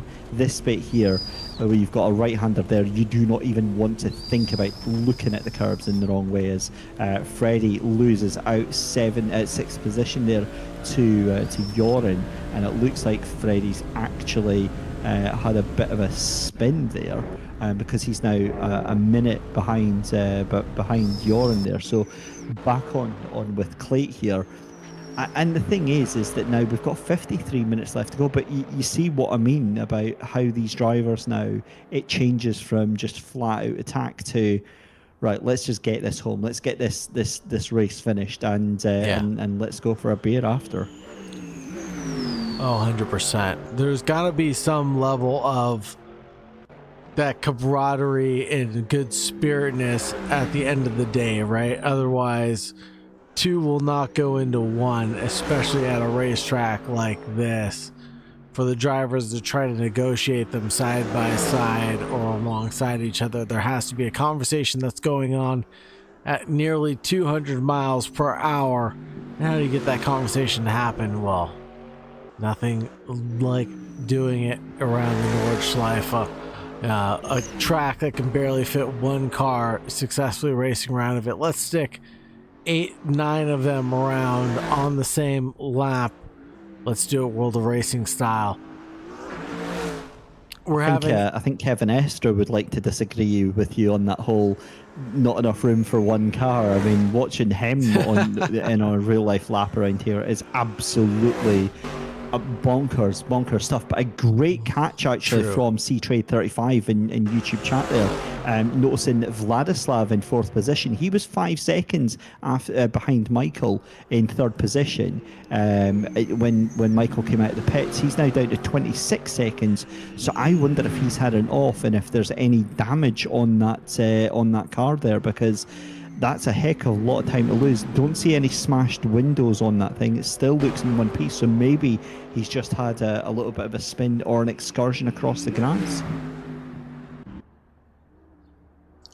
I'm seeing a last lap time being a 9:09.7 for Vladislav, but yes, you're right, 20 seconds down on his personal best this lap around, so obviously not running his personal best. Could that be a pit stop, do we think? Pit stops are longer than 20 seconds, aren't they? They're about 35.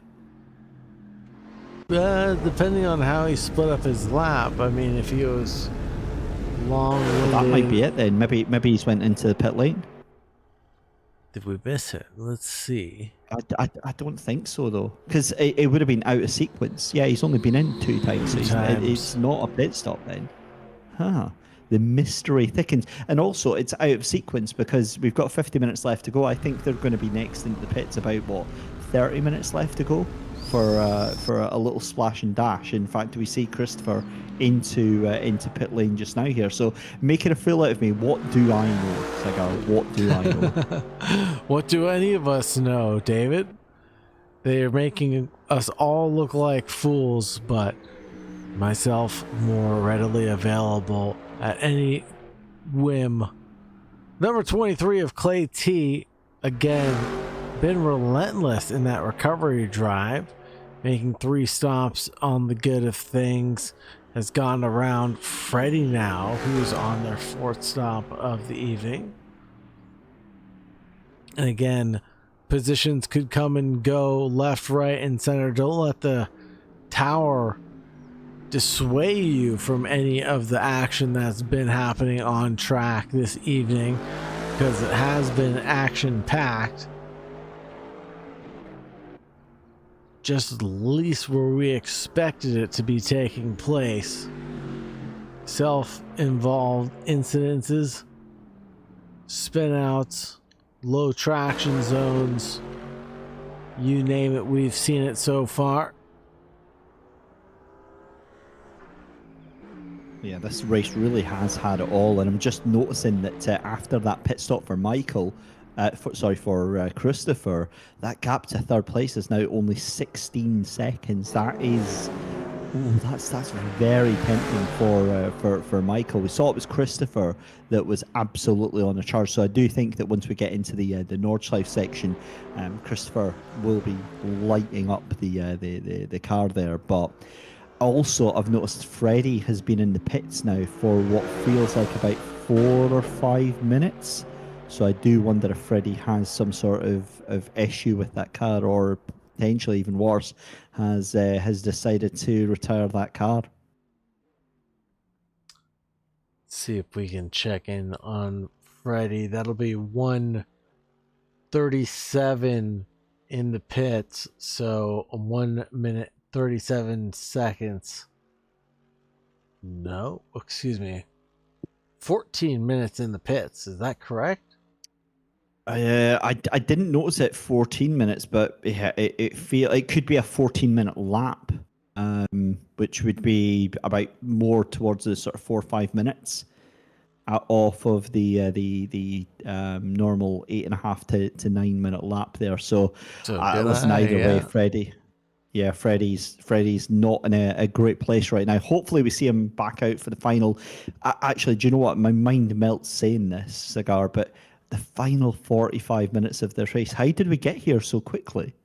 It always happens in a blink of an eye. When you least expect it to sneak up on us, it does. The final stages of any endurance race always sneak up and bite you in the ankle somewhere when you're not looking. But here we are in the final 47:30 of this endurance race as drivers come through. Hatzenbach for the 11th time of running right now. And they are doing a good job of keeping this one calm, cool, and collected. I always like to commend drivers who are able to keep it on the pavement, as we just saw a driver who was unable to do so parked there on the side of the road. Was that Ali? No. Yeah, that was a race leader. Our race leader is down in 2nd position. What the heck has just happened now? With 45 minutes left to go, he's just been into pit lane. Oh my lord! Ali's dropping down the order here. I'm really confused as to what is going on here.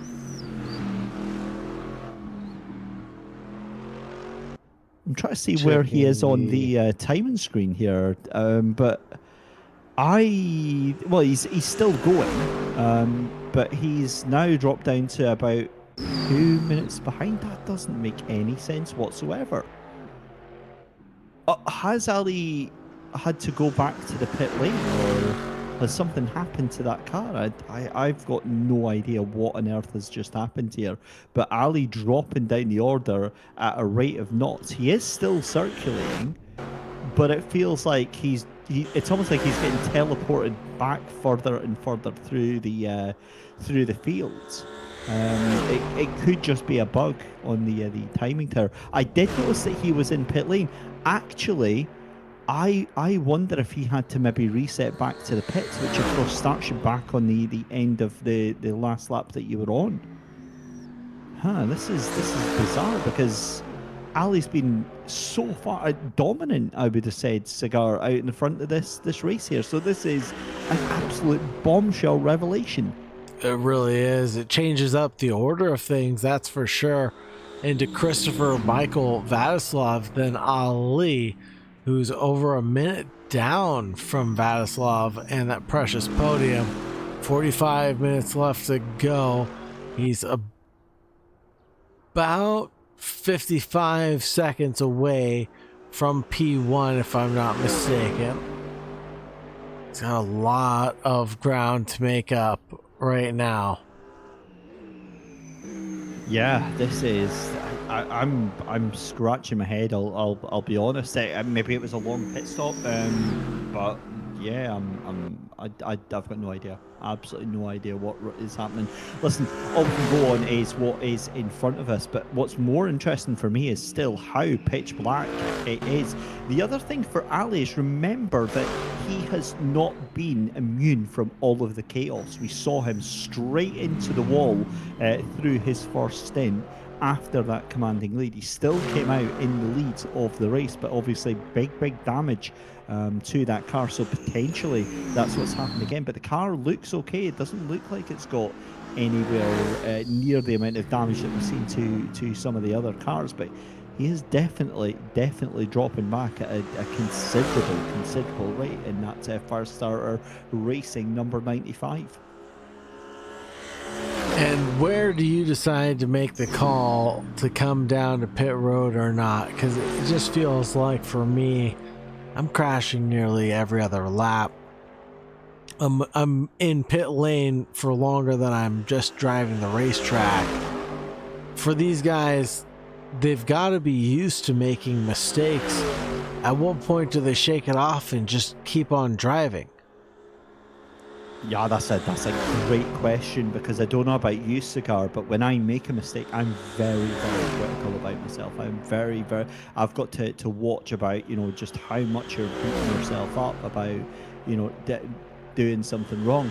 At the end of the day, all these drivers have paid to take part in this event here, and right. We spoke about having fun earlier on, but it's a valid point, because we've been around, we see how seriously everybody takes it, and we see just how much drivers can beat themselves up over that. So for whatever has happened, I don't know, and hopefully it's something that they can kind of forgive themselves over.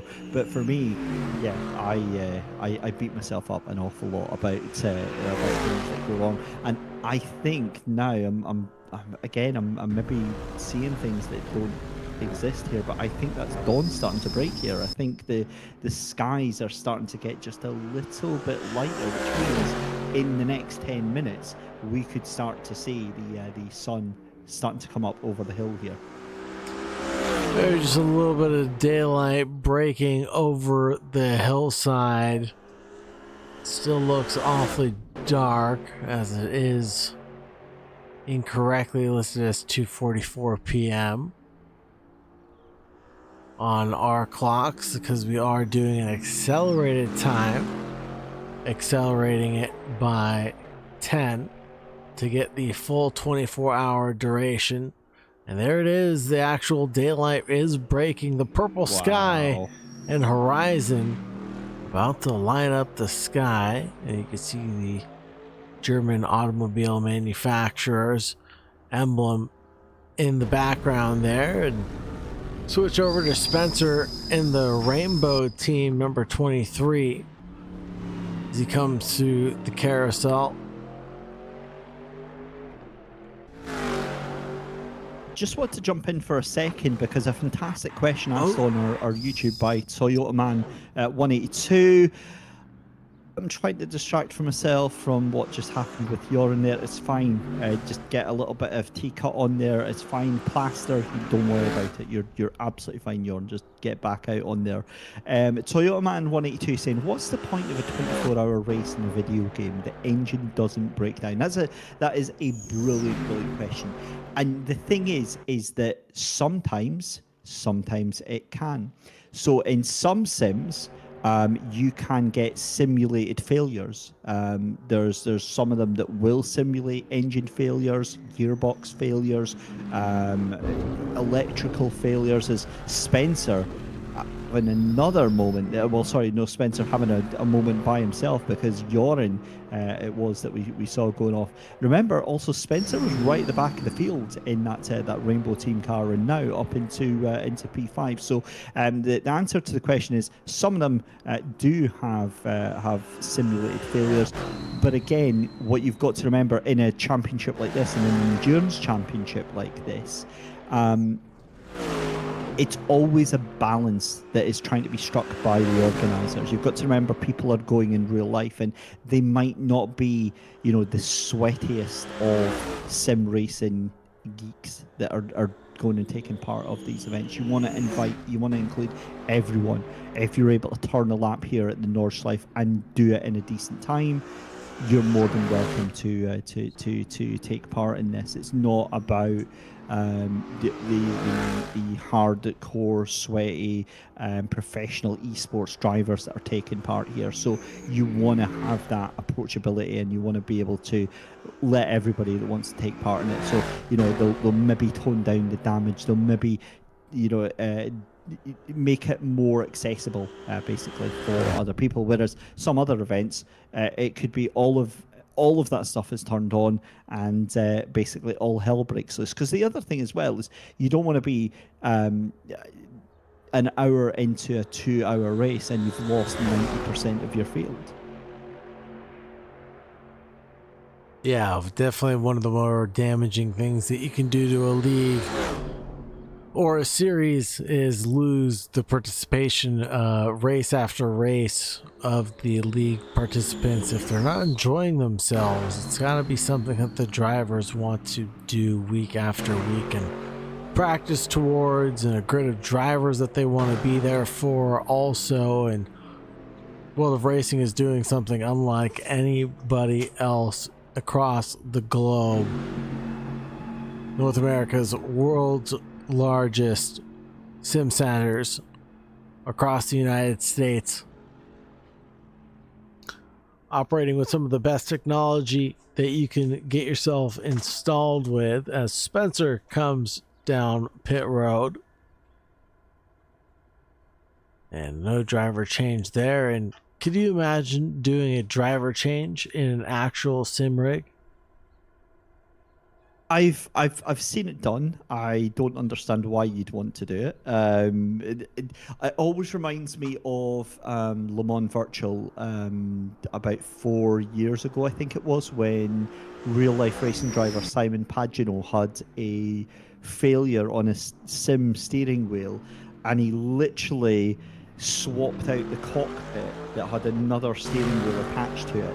And did it in about 35 seconds, and for me that's probably the closest that you're ever going to see to a sim swap. But having been in a real life endurance race, it's one of the most stressful times as a driver, both as a driver kind of giving up your stint and finishing, as well as the driver that's about to get into the car. Because for the driver about to get into the car, you're going in blind, right? Let's look at the track conditions now. It's starting to become dawn. It's starting to get light, changing conditions. For somebody jumping into the car now, that's absolutely fine. But if you're jumping into the car and it's pitch black, it's a scary experience, because you've got to learn all of this stuff on the fly. And in the sim, it's exactly the same. If you're taking over from somebody, if you're jumping into the rig, it's an incredibly difficult experience. The great thing is that you can talk to your drivers while they're going round. Your other driver can see what is actually happening, especially in these in-person events here. So it's not as difficult, and it's certainly a little bit more preferable than in real life cigar. It definitely is. It's like having a coach over your shoulder all the time.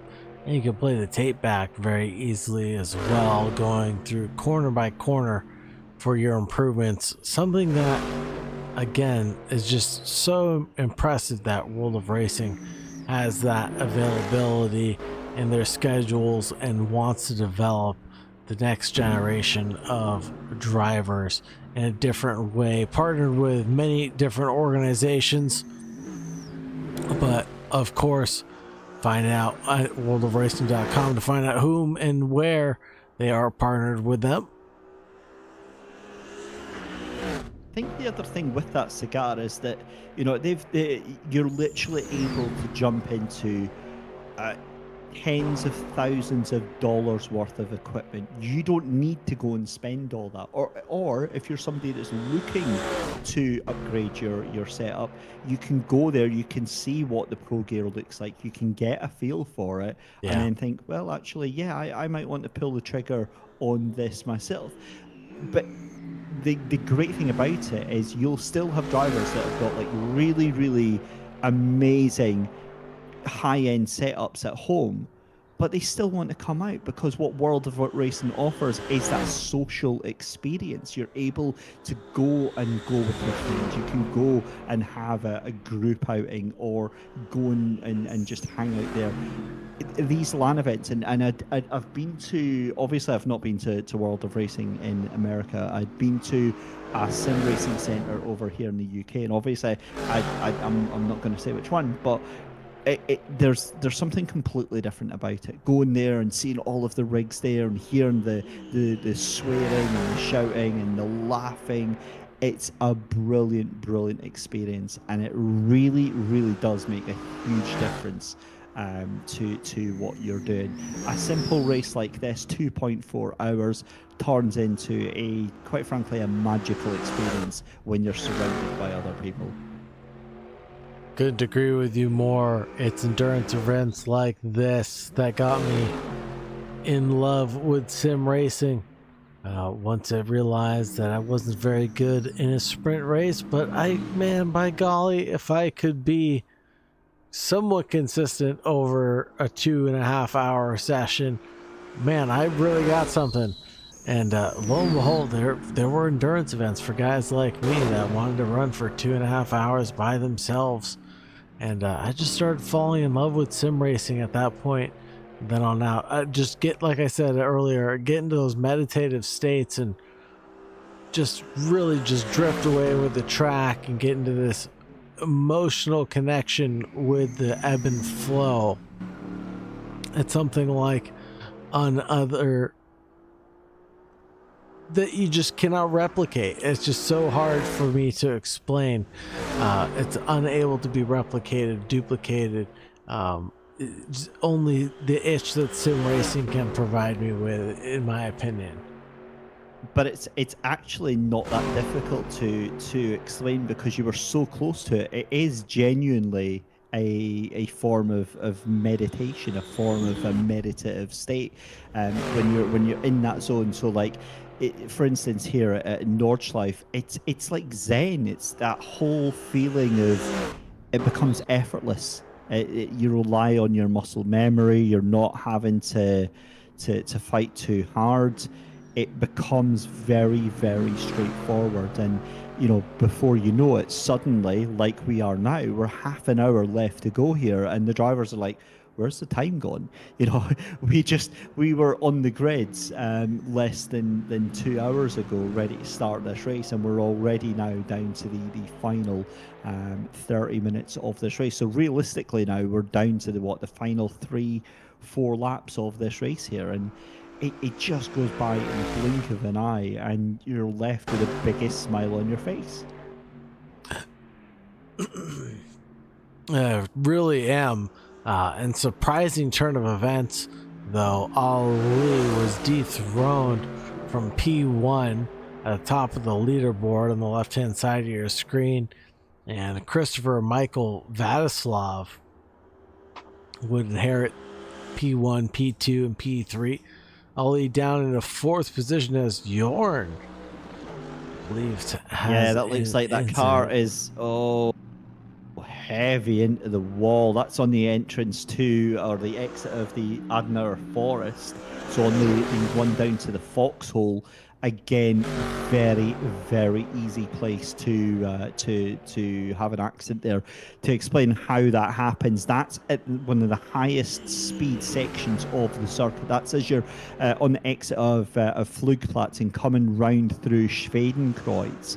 As you hit on that left-hander, the car becomes unbalanced. It's so easy to lose control and just send the car into the wall at a rate of knots there. We've seen it many, many times in real life, and it's certainly not going to be the last time we see a car.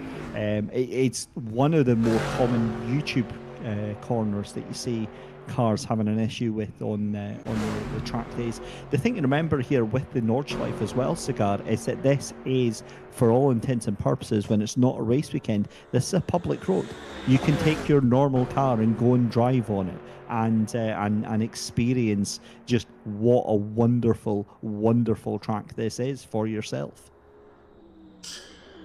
I would love to do that at a slower pace than normal. I'm sure I would get honked at, and the universal bird would be obligatorily waved at me. But yes, no, I just take me for a ride, David. That's all I'll need. It'll be good enough.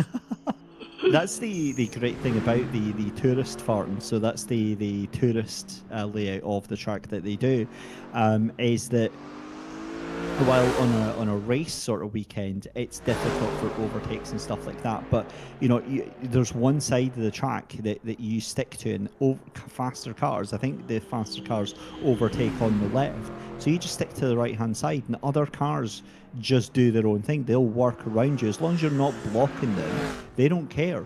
They're not allowed to, because, as I said, it's a public road during those times. So you can just poodle around, and there's many videos actually I've seen of workers in vans and buses and everything you can imagine going around the Nordschleife. It's definitely one of the things that was on my bucket list, and maybe have to wait a couple of years yet just to make that happen. But it's just an experience. Even going for the Nürburgring 24 that we see every single year, the ADAC Nürburgring 24. That is one of the races that I am absolutely determined to make happen. Just touching on one other thing, and again, a huge thank you to CTrade35 in the YouTube chat for giving us the intel on this one. Ali does have damage, was significantly out in the lead, as we said earlier on, but as we saw, was dropping quite a lot of time now. So that gap was about 55 seconds. It did go up to over a minute at some point, but it is starting to come back down now. And again, I wonder, with the last pit stops, I think due very, very shortly indeed, I think that car could get fixed and potentially be charging down to get a podium. But listen, it's a tall order, but given you can make 20, 30, 40 seconds a lap here, if a car's struggling, it might be a thing. But let's just ramp up the excitement with just 27 minutes left to go here. Like you said, where's the time gone? It's just gone by in a blink of an eye. The sun has come up again. My second wind is definitely here. I feel like we've broadcasted nearly a 24-hour race.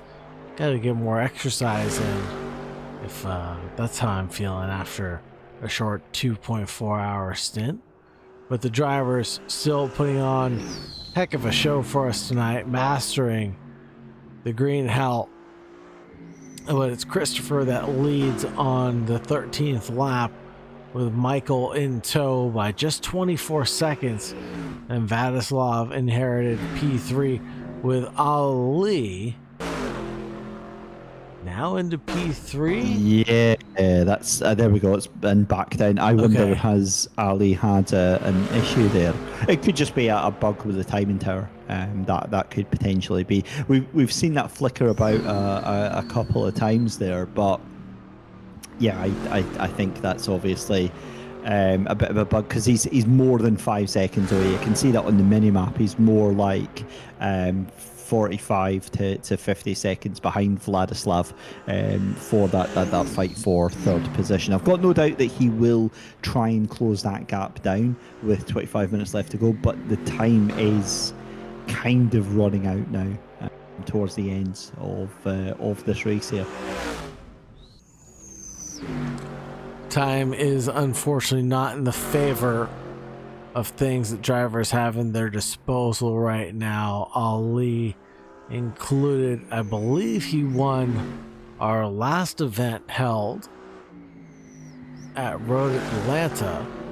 Ali just was in a league of his own. I believe he lapped. Oh, Ali must have been having his ears burning, hearing good things said about him. Got him all excited. But Jorn, Freddie into pit lane for their presumably last stop of the evening. But like I was saying, Ali walked away with it. I believe he lapped darn near the entire field except for P3. Up until P3. That's an insane performance. That is, again, that just shows the caliber of what to expect. But again, that listen, the Nordschleife giveth and it takes away in equal measures here.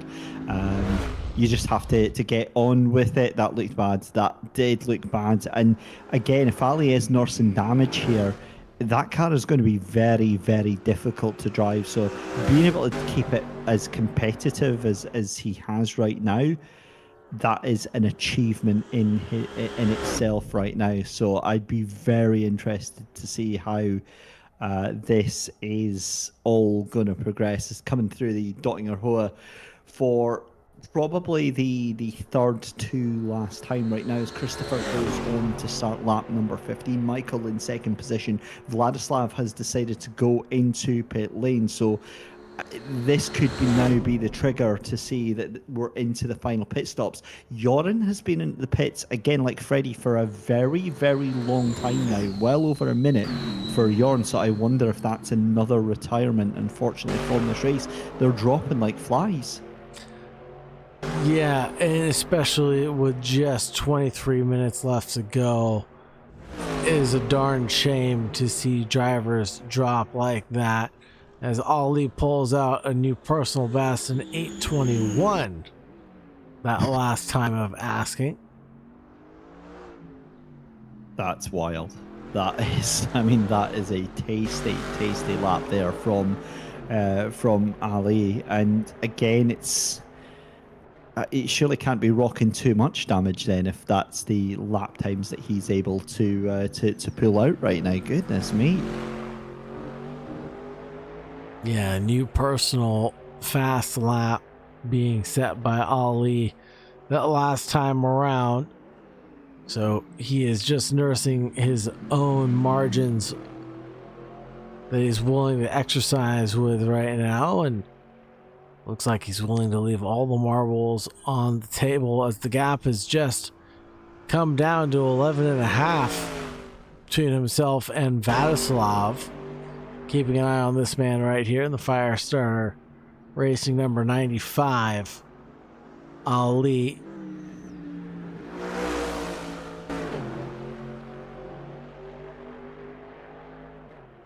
Yeah, again, that time is rapidly coming down between those two right now. Vladislav will start to be looking in his mirrors, but the problem is pit stops and his strategy. That's going to be the key thing, because with Ali going into pit lane, I think is going to have to go within the next 2 or 3 laps here. So we'll certainly keep our eye on that. But I think also Christopher and Michael, they're going to have to go in for their final pit stops of the evening. It is going to be a splash and dash, but it looks like more chaos and carnage. Clayt is recovering his car. Well, I say recovering, trying to recover that car, and is going to get caught, I think, potentially by the race leader. Is going to be just behind him. I think I can see Christopher on the minimap just in the background there, so has got going. But yeah, wow, that is, yep, there we go. So confirmation it's Christopher catching up to the back of Clay. This could be a turn up for the books there, because if there's damage on that car of Clay here, he's going to have to be very careful here, Cigar, to not impede that car that is about to lap him. But also Ali is absolutely catching Vladislav hand over fist. That gap now 8.8 seconds. Remember, that was 10 seconds just a couple of moments ago there. Just a blink of an eye ago, it was just closer to 10.2 seconds. Now the gap's come down to just 8.8 seconds here. But good catch there on Clay T. And their recovery drive as they're up into 6th place now. Looking like it's a 3-minute gap between Ali and Spencer, comfortably in the lead of that 4th place spot with 20 minutes left to go, or just shy of 20 minutes left to go on the clock.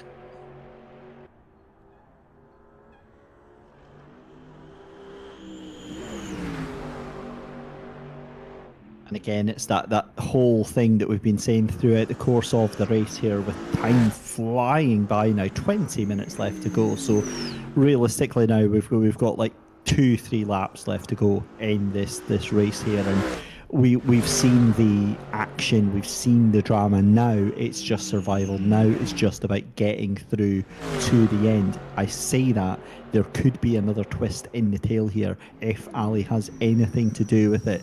If this car is able to somehow claw its way onto the podium, I think that is going to be one of the stories of the race, apart from Christopher inheriting the win. Very well deserved. I mean, the pace of Christopher through this evening has been just properly rapid. We hadn't really seen much of Ali at all because they were so far out in front. I think it was about 45 minutes to about 55 seconds that they originally had as a lead, and now to lose that, to go about 80 seconds behind the lead now, is again just shows how quickly things can change here. But on to lap number 15 for your race leader here, and again still chasing down Clayt in 6th position.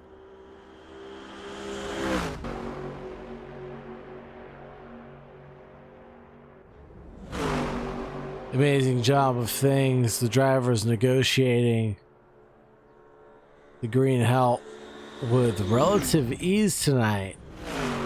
Not a lot of incidences or kerfunkles to really write home about. And of course, now you've said that, Cigar, you absolutely are going to have a car upside down into the trees now. Of course you've not. 100% jinxed it on that one. 100% not.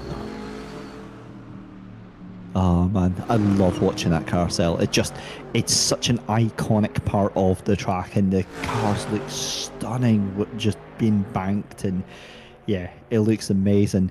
But what also looks amazing is the fact that Ali has taken 5 seconds off of Vladislav so far on this lap alone. That is incredible pace, and if he keeps that up, he's going to be right on to the back of Vladislav in about 4 minutes time. This is just incredible pace from your former race leader here, Cigar. Ali is definitely not one who's going to take this one laying down. He's only going to get faster as daylight breaks. He's shown his pace and ferocity before in endurance events.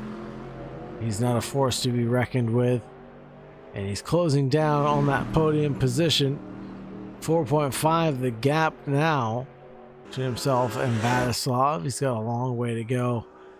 Catch back up to Christopher and Michael, but in order to catch back up to 1 and 2, you got to get through 3rd. And Vladislav is the driver holding on to that position and title for now.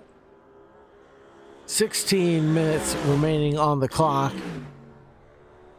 Track is currently at 100% optimum. 26 degrees is the ambient temperature, with 29 degrees Celsius being the track temperature. 14 kilometers per hour being the crosswind. Unbelievable. That is a lot of crosswind. Yeah, it is a breezy day. My goodness me, though. What I was noticing as well, a race leader into pit lane. So Christopher doing his final splash and dash of the day. He is done. He is dusted. That's going to allow Michael to close right back up to the tail end of that. Michael doing an 8:50.637. So he'll be now about 15-20 seconds behind Christopher. Look at that. God, it's like I know what I'm talking about almost. It does jump and update itself to 15 seconds here. But again, that does mean that others are going to have to take their final pit stop of the day. But now 2.3 seconds separating thirds and fourth position. SoCal, we have got an absolute unit of a race to finish this up on. 15 minutes left to go, and oh my god, that lap from Ali, 8 minutes 18. That's 5 seconds faster than his 8:23 previous best. Wow, Ali definitely unleashing the beast on the final stages of the Nürburgring 2.4 hours event, brought to you by World of Racing. He is on another level tonight, driving unbelievably lickety split. But unfortunately, one small mistake is all it took to dethrone himself from that P1 position and send him down the order. A little bit wounded, but not for the wear of things. He is back into the mix and trying to clinch back into P3. Coming up the Schumacher S's now for the 15th time. Drivers doing so pretty well. We'll say both cars looking like they're not damaged at all. Both tracking in a straight line. Good compression at high speeds. Now, will this be a move coming into the Klein-Schmidt chicane? No, not on this occasion. Or it is. What a send there. Yeah, that was an absolute send and a half from Ali. Vladislav wanted nothing to do with it and just moved over to the right-hand side. There was total games coming up to that Vidal chicane. You could see Ali weaving about in the mirrors of Vladislav saying, yep, I'm coming through whether you like it or not. And to be fair, given the pace difference, Vladislav did the absolute right thing. There is no way that you would have been able to keep a car that was that fast, that was that different in pace for behind you for 12 laps without causing chaos and potentially causing an accident for both cars there. Just having confirmation though as well, unfortunately that is going to be a DNF for Freddie. He's still shown as in the pit, so we have officially lost two cars from this race. But listen, this is it. It's now or never for these cars here as the now I'm trying to figure out. I think Hyman Tower again just had a little bit of a moment, had a little bit of a meltdown because so, yeah. Ali's showing us in fourth, but he's actually in third position. So when he goes across the sector point, that'll update. So don't need to worry, don't need to panic about it there. It's these things happen on broadcasts as well. Noticing that gap now between the leader and Michael has come down from 15 seconds to 12 seconds. That is very, very interesting. Now, Christopher potentially in some sort of conservation mode to make it to the end still running on 4 pit stops total so far, alongside Michael, who's done their 4. Vladislav, Spencer, Jorn, Clay T, all outnumber the 4 pit stops. Excuse me, scratch that. It's Vladislav and Spencer who have only done 3 stops, with Jorn and Clay T who have done more currently. So interestingly enough, I wonder if Ali can make it on just 3 pit stops themselves. I'm just thinking back to Christopher and his 4 pit stops. I'm positive that one of his 4 pit stops was early on in the first stint as a result of damage, and he had to take it early on. And oh my God! Oh my Lord! Christopher just sent that car into the barrier at about 120 miles an hour at one of the fastest points on the circuit, coming up through that would have been through Kesselchen and up into Klostertal, and just absolutely nuke that car. That is going to be huge damage, and you can see already the gap's starting to come down here. This could very well be a race determining moment there from Christopher in that number 95 car there. Big damage to the rear right of that machine here. I think he might have to go into the pits and get that car repaired, potentially, if Michael starts really chopping down the times here.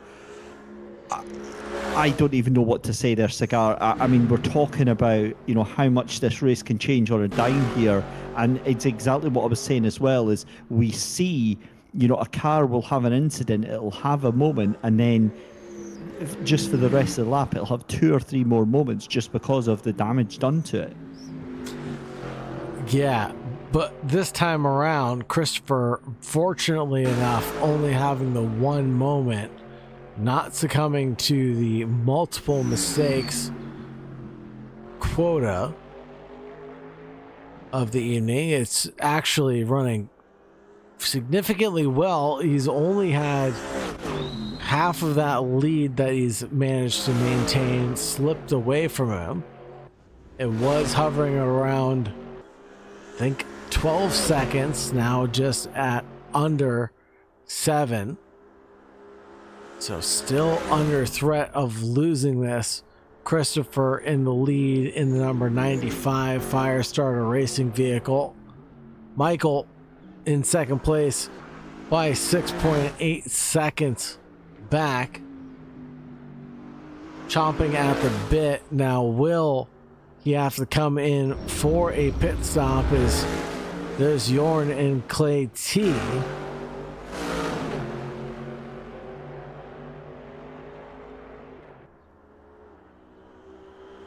Well, that was a slightly creative use there, Cigar, of track limits. Yes. And what's weird is that's not even Jorn in front of him, that's Spencer. So the 2 teammates, 5th and 7th position. You're right. That would be Spencer.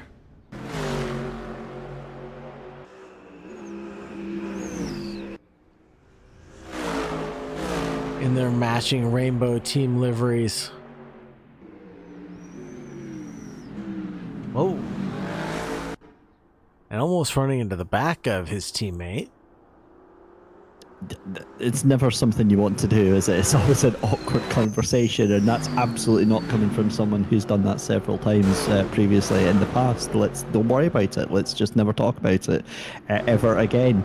It can happen so very, very easily. That's the problem with that. It could just be a case of your teammate outbreaking themselves. But the thing is, as well, is that Clayt is a lap down on this, and Spencer is in 5th position. So, you know, realistically, Clayt shouldn't be pushing this hard.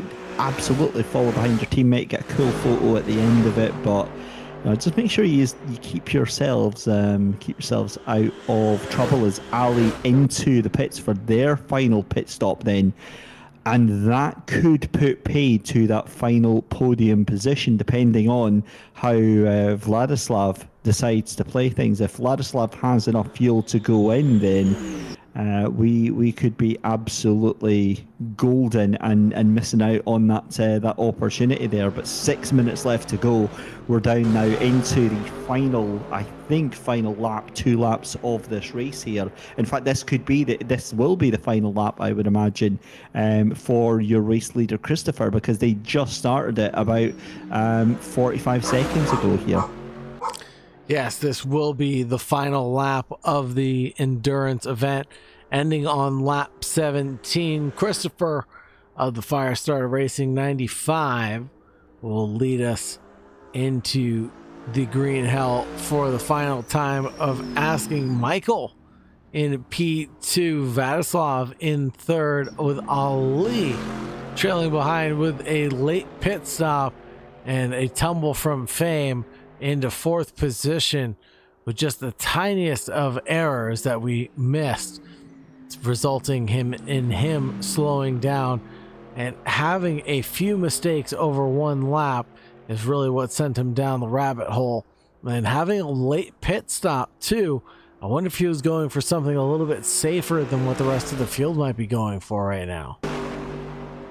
Fuel strategy is absolutely going to be the key on this. What we'll have to watch is whether Vladislav is trying to save fuel and trying to manage that car round, whereas Ali may very well be absolutely sending it through every single corner. But listen, still a long way in this race to go. I know it doesn't sound that, but with 4.5 minutes left to go, there's still 14 miles of this track that they have all got to deal with just now. Significantly less for Christopher and Michael, because they've got about maybe say 10 miles left to go on this circuit. But that gap is now under 6 seconds for the first time in the past 25 minutes here. It starts to climb again as they're at slightly different parts of the circuit. Michael just coming through the foxhole now for the final time here.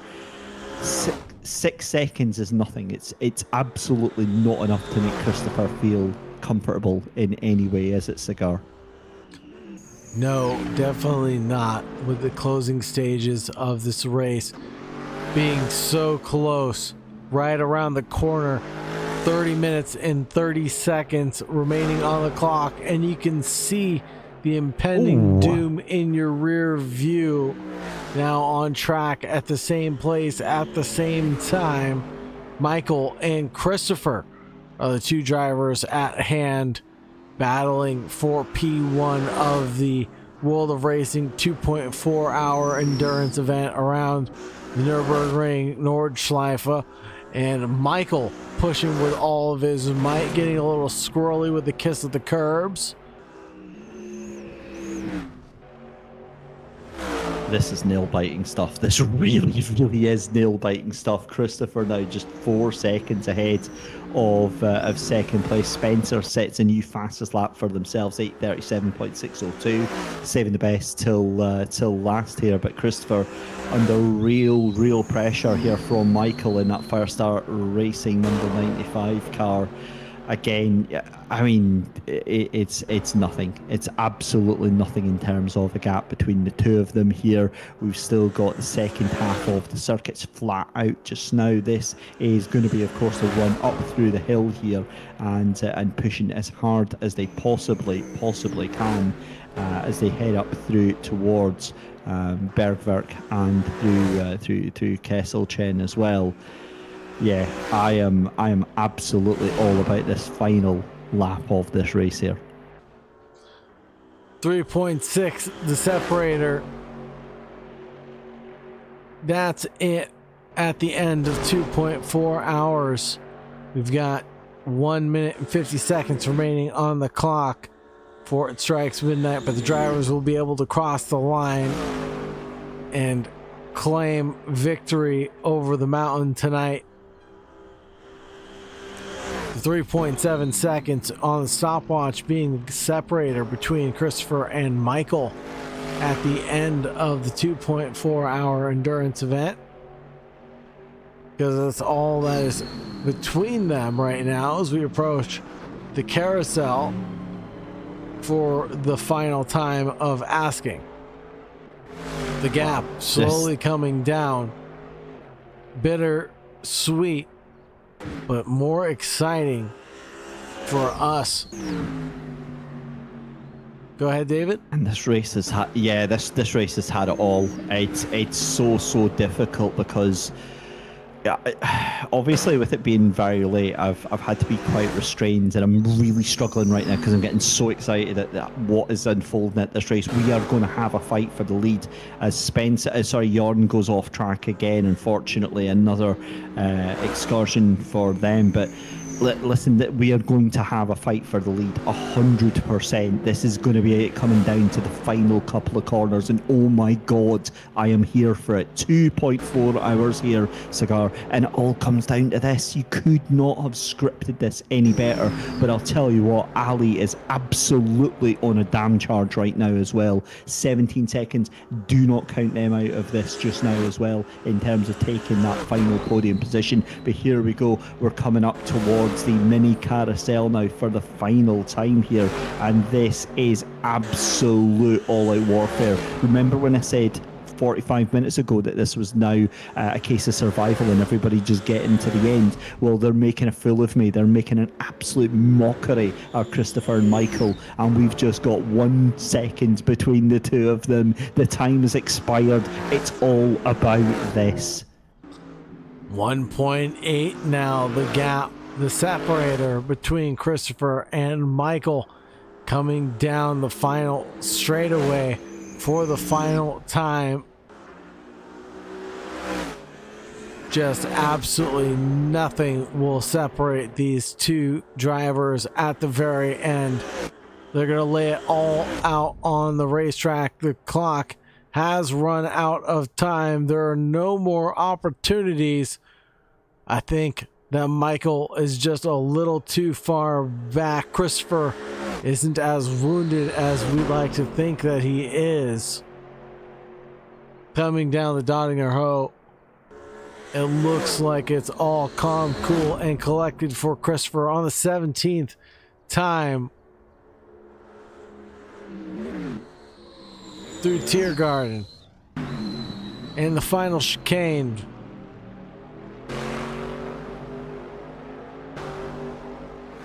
It will be Christopher who crosses the line in P1 in front of Michael in P2. Vladislav in P3, 39 seconds down the road, with Ali 13 seconds in tow. Wow. What a race. What a race. It had everything. Absolutely had everything. Every single one of these finishers tonight here, Cigar, can absolutely give themselves a pat on the back. That was a brilliant performance from everyone. Spencer's going to finish in P5. Jorn's going to take at P6. Clayt is going to be the last of the finishers in P7 with retirements for Freddie and the OGs earlier on. Ali's going to come across the line. Listen, what a comeback drive from Ali. It could have been so differently, but hey, them's the breaks in motorsport. And yeah, look, I'm beyond happy with how that finished. That was an amazing race, and I loved every single second of that. Yeah, it really was a great event for sure, with the 9 participants, 7 of them taking to the checkered flag tonight, and most of them looking like they could have been grinning from ear to ear with the way things ended up finishing. A 1.7 second gap around the Nürburgring Nordschleife when the checkered flag fell between Christopher and Michael. Let's head back over to the booth while we wrap things up in just a second. Well, wow, oh wow, oh wow. Well, firstly, congratulations, Cigar. That was an amazing job on the broadcast, bringing us the beautiful video and audio from tonight. I mean, what else can we say about that? That is, if that isn't an advertisement to get yourself down there for next season for the endurance events in person, I don't know what was. And on top of that, as if that wasn't enough, it adds in beautifully to the Pro Series that's coming up as well. And I know you've been following that quite intently.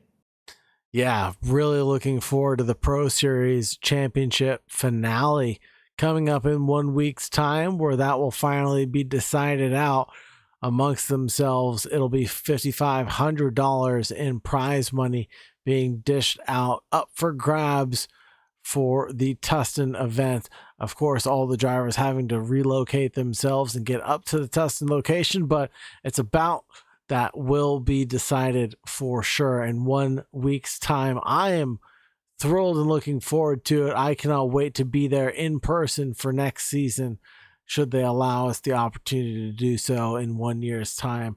I'd be really, really, really enthused to just be able to see what the drivers are going through mentally, physically for 5 races in a row. How do you pull yourself out of a pinch? How do you just have that fortitude to climb back and get back into the ringer and just go out and win another race again? Would be a really amazing thing to see. Yeah, I think a lot of questions that are very, very valid, and I think you're going to get the answers to them very, very soon indeed. But that does, tie us off for the 2025 endurance season here for World of Racing. And listen, it's been my absolute pleasure to be part of this, to jump on board. What an amazing event! What an amazing community as well. And I'm really, really excited to be part of potentially some future events. And I know they're keen to have me alongside yourself and Jackson for future events. So yeah, long may it continue, and I'm delighted to jump on board. Thank you so much, David Christie. Thank you very much, everybody, for joining us. Thank you very much for staying tuned. It's been a pleasure to be your host. I'm Sagar Bakshi. Joined alongside me has been David Christie, taking from green to checkered flag. It's been an AK Esports UK broadcast in production. Have a wonderful night. And as always, make sure you stay safe out there. Bye-bye.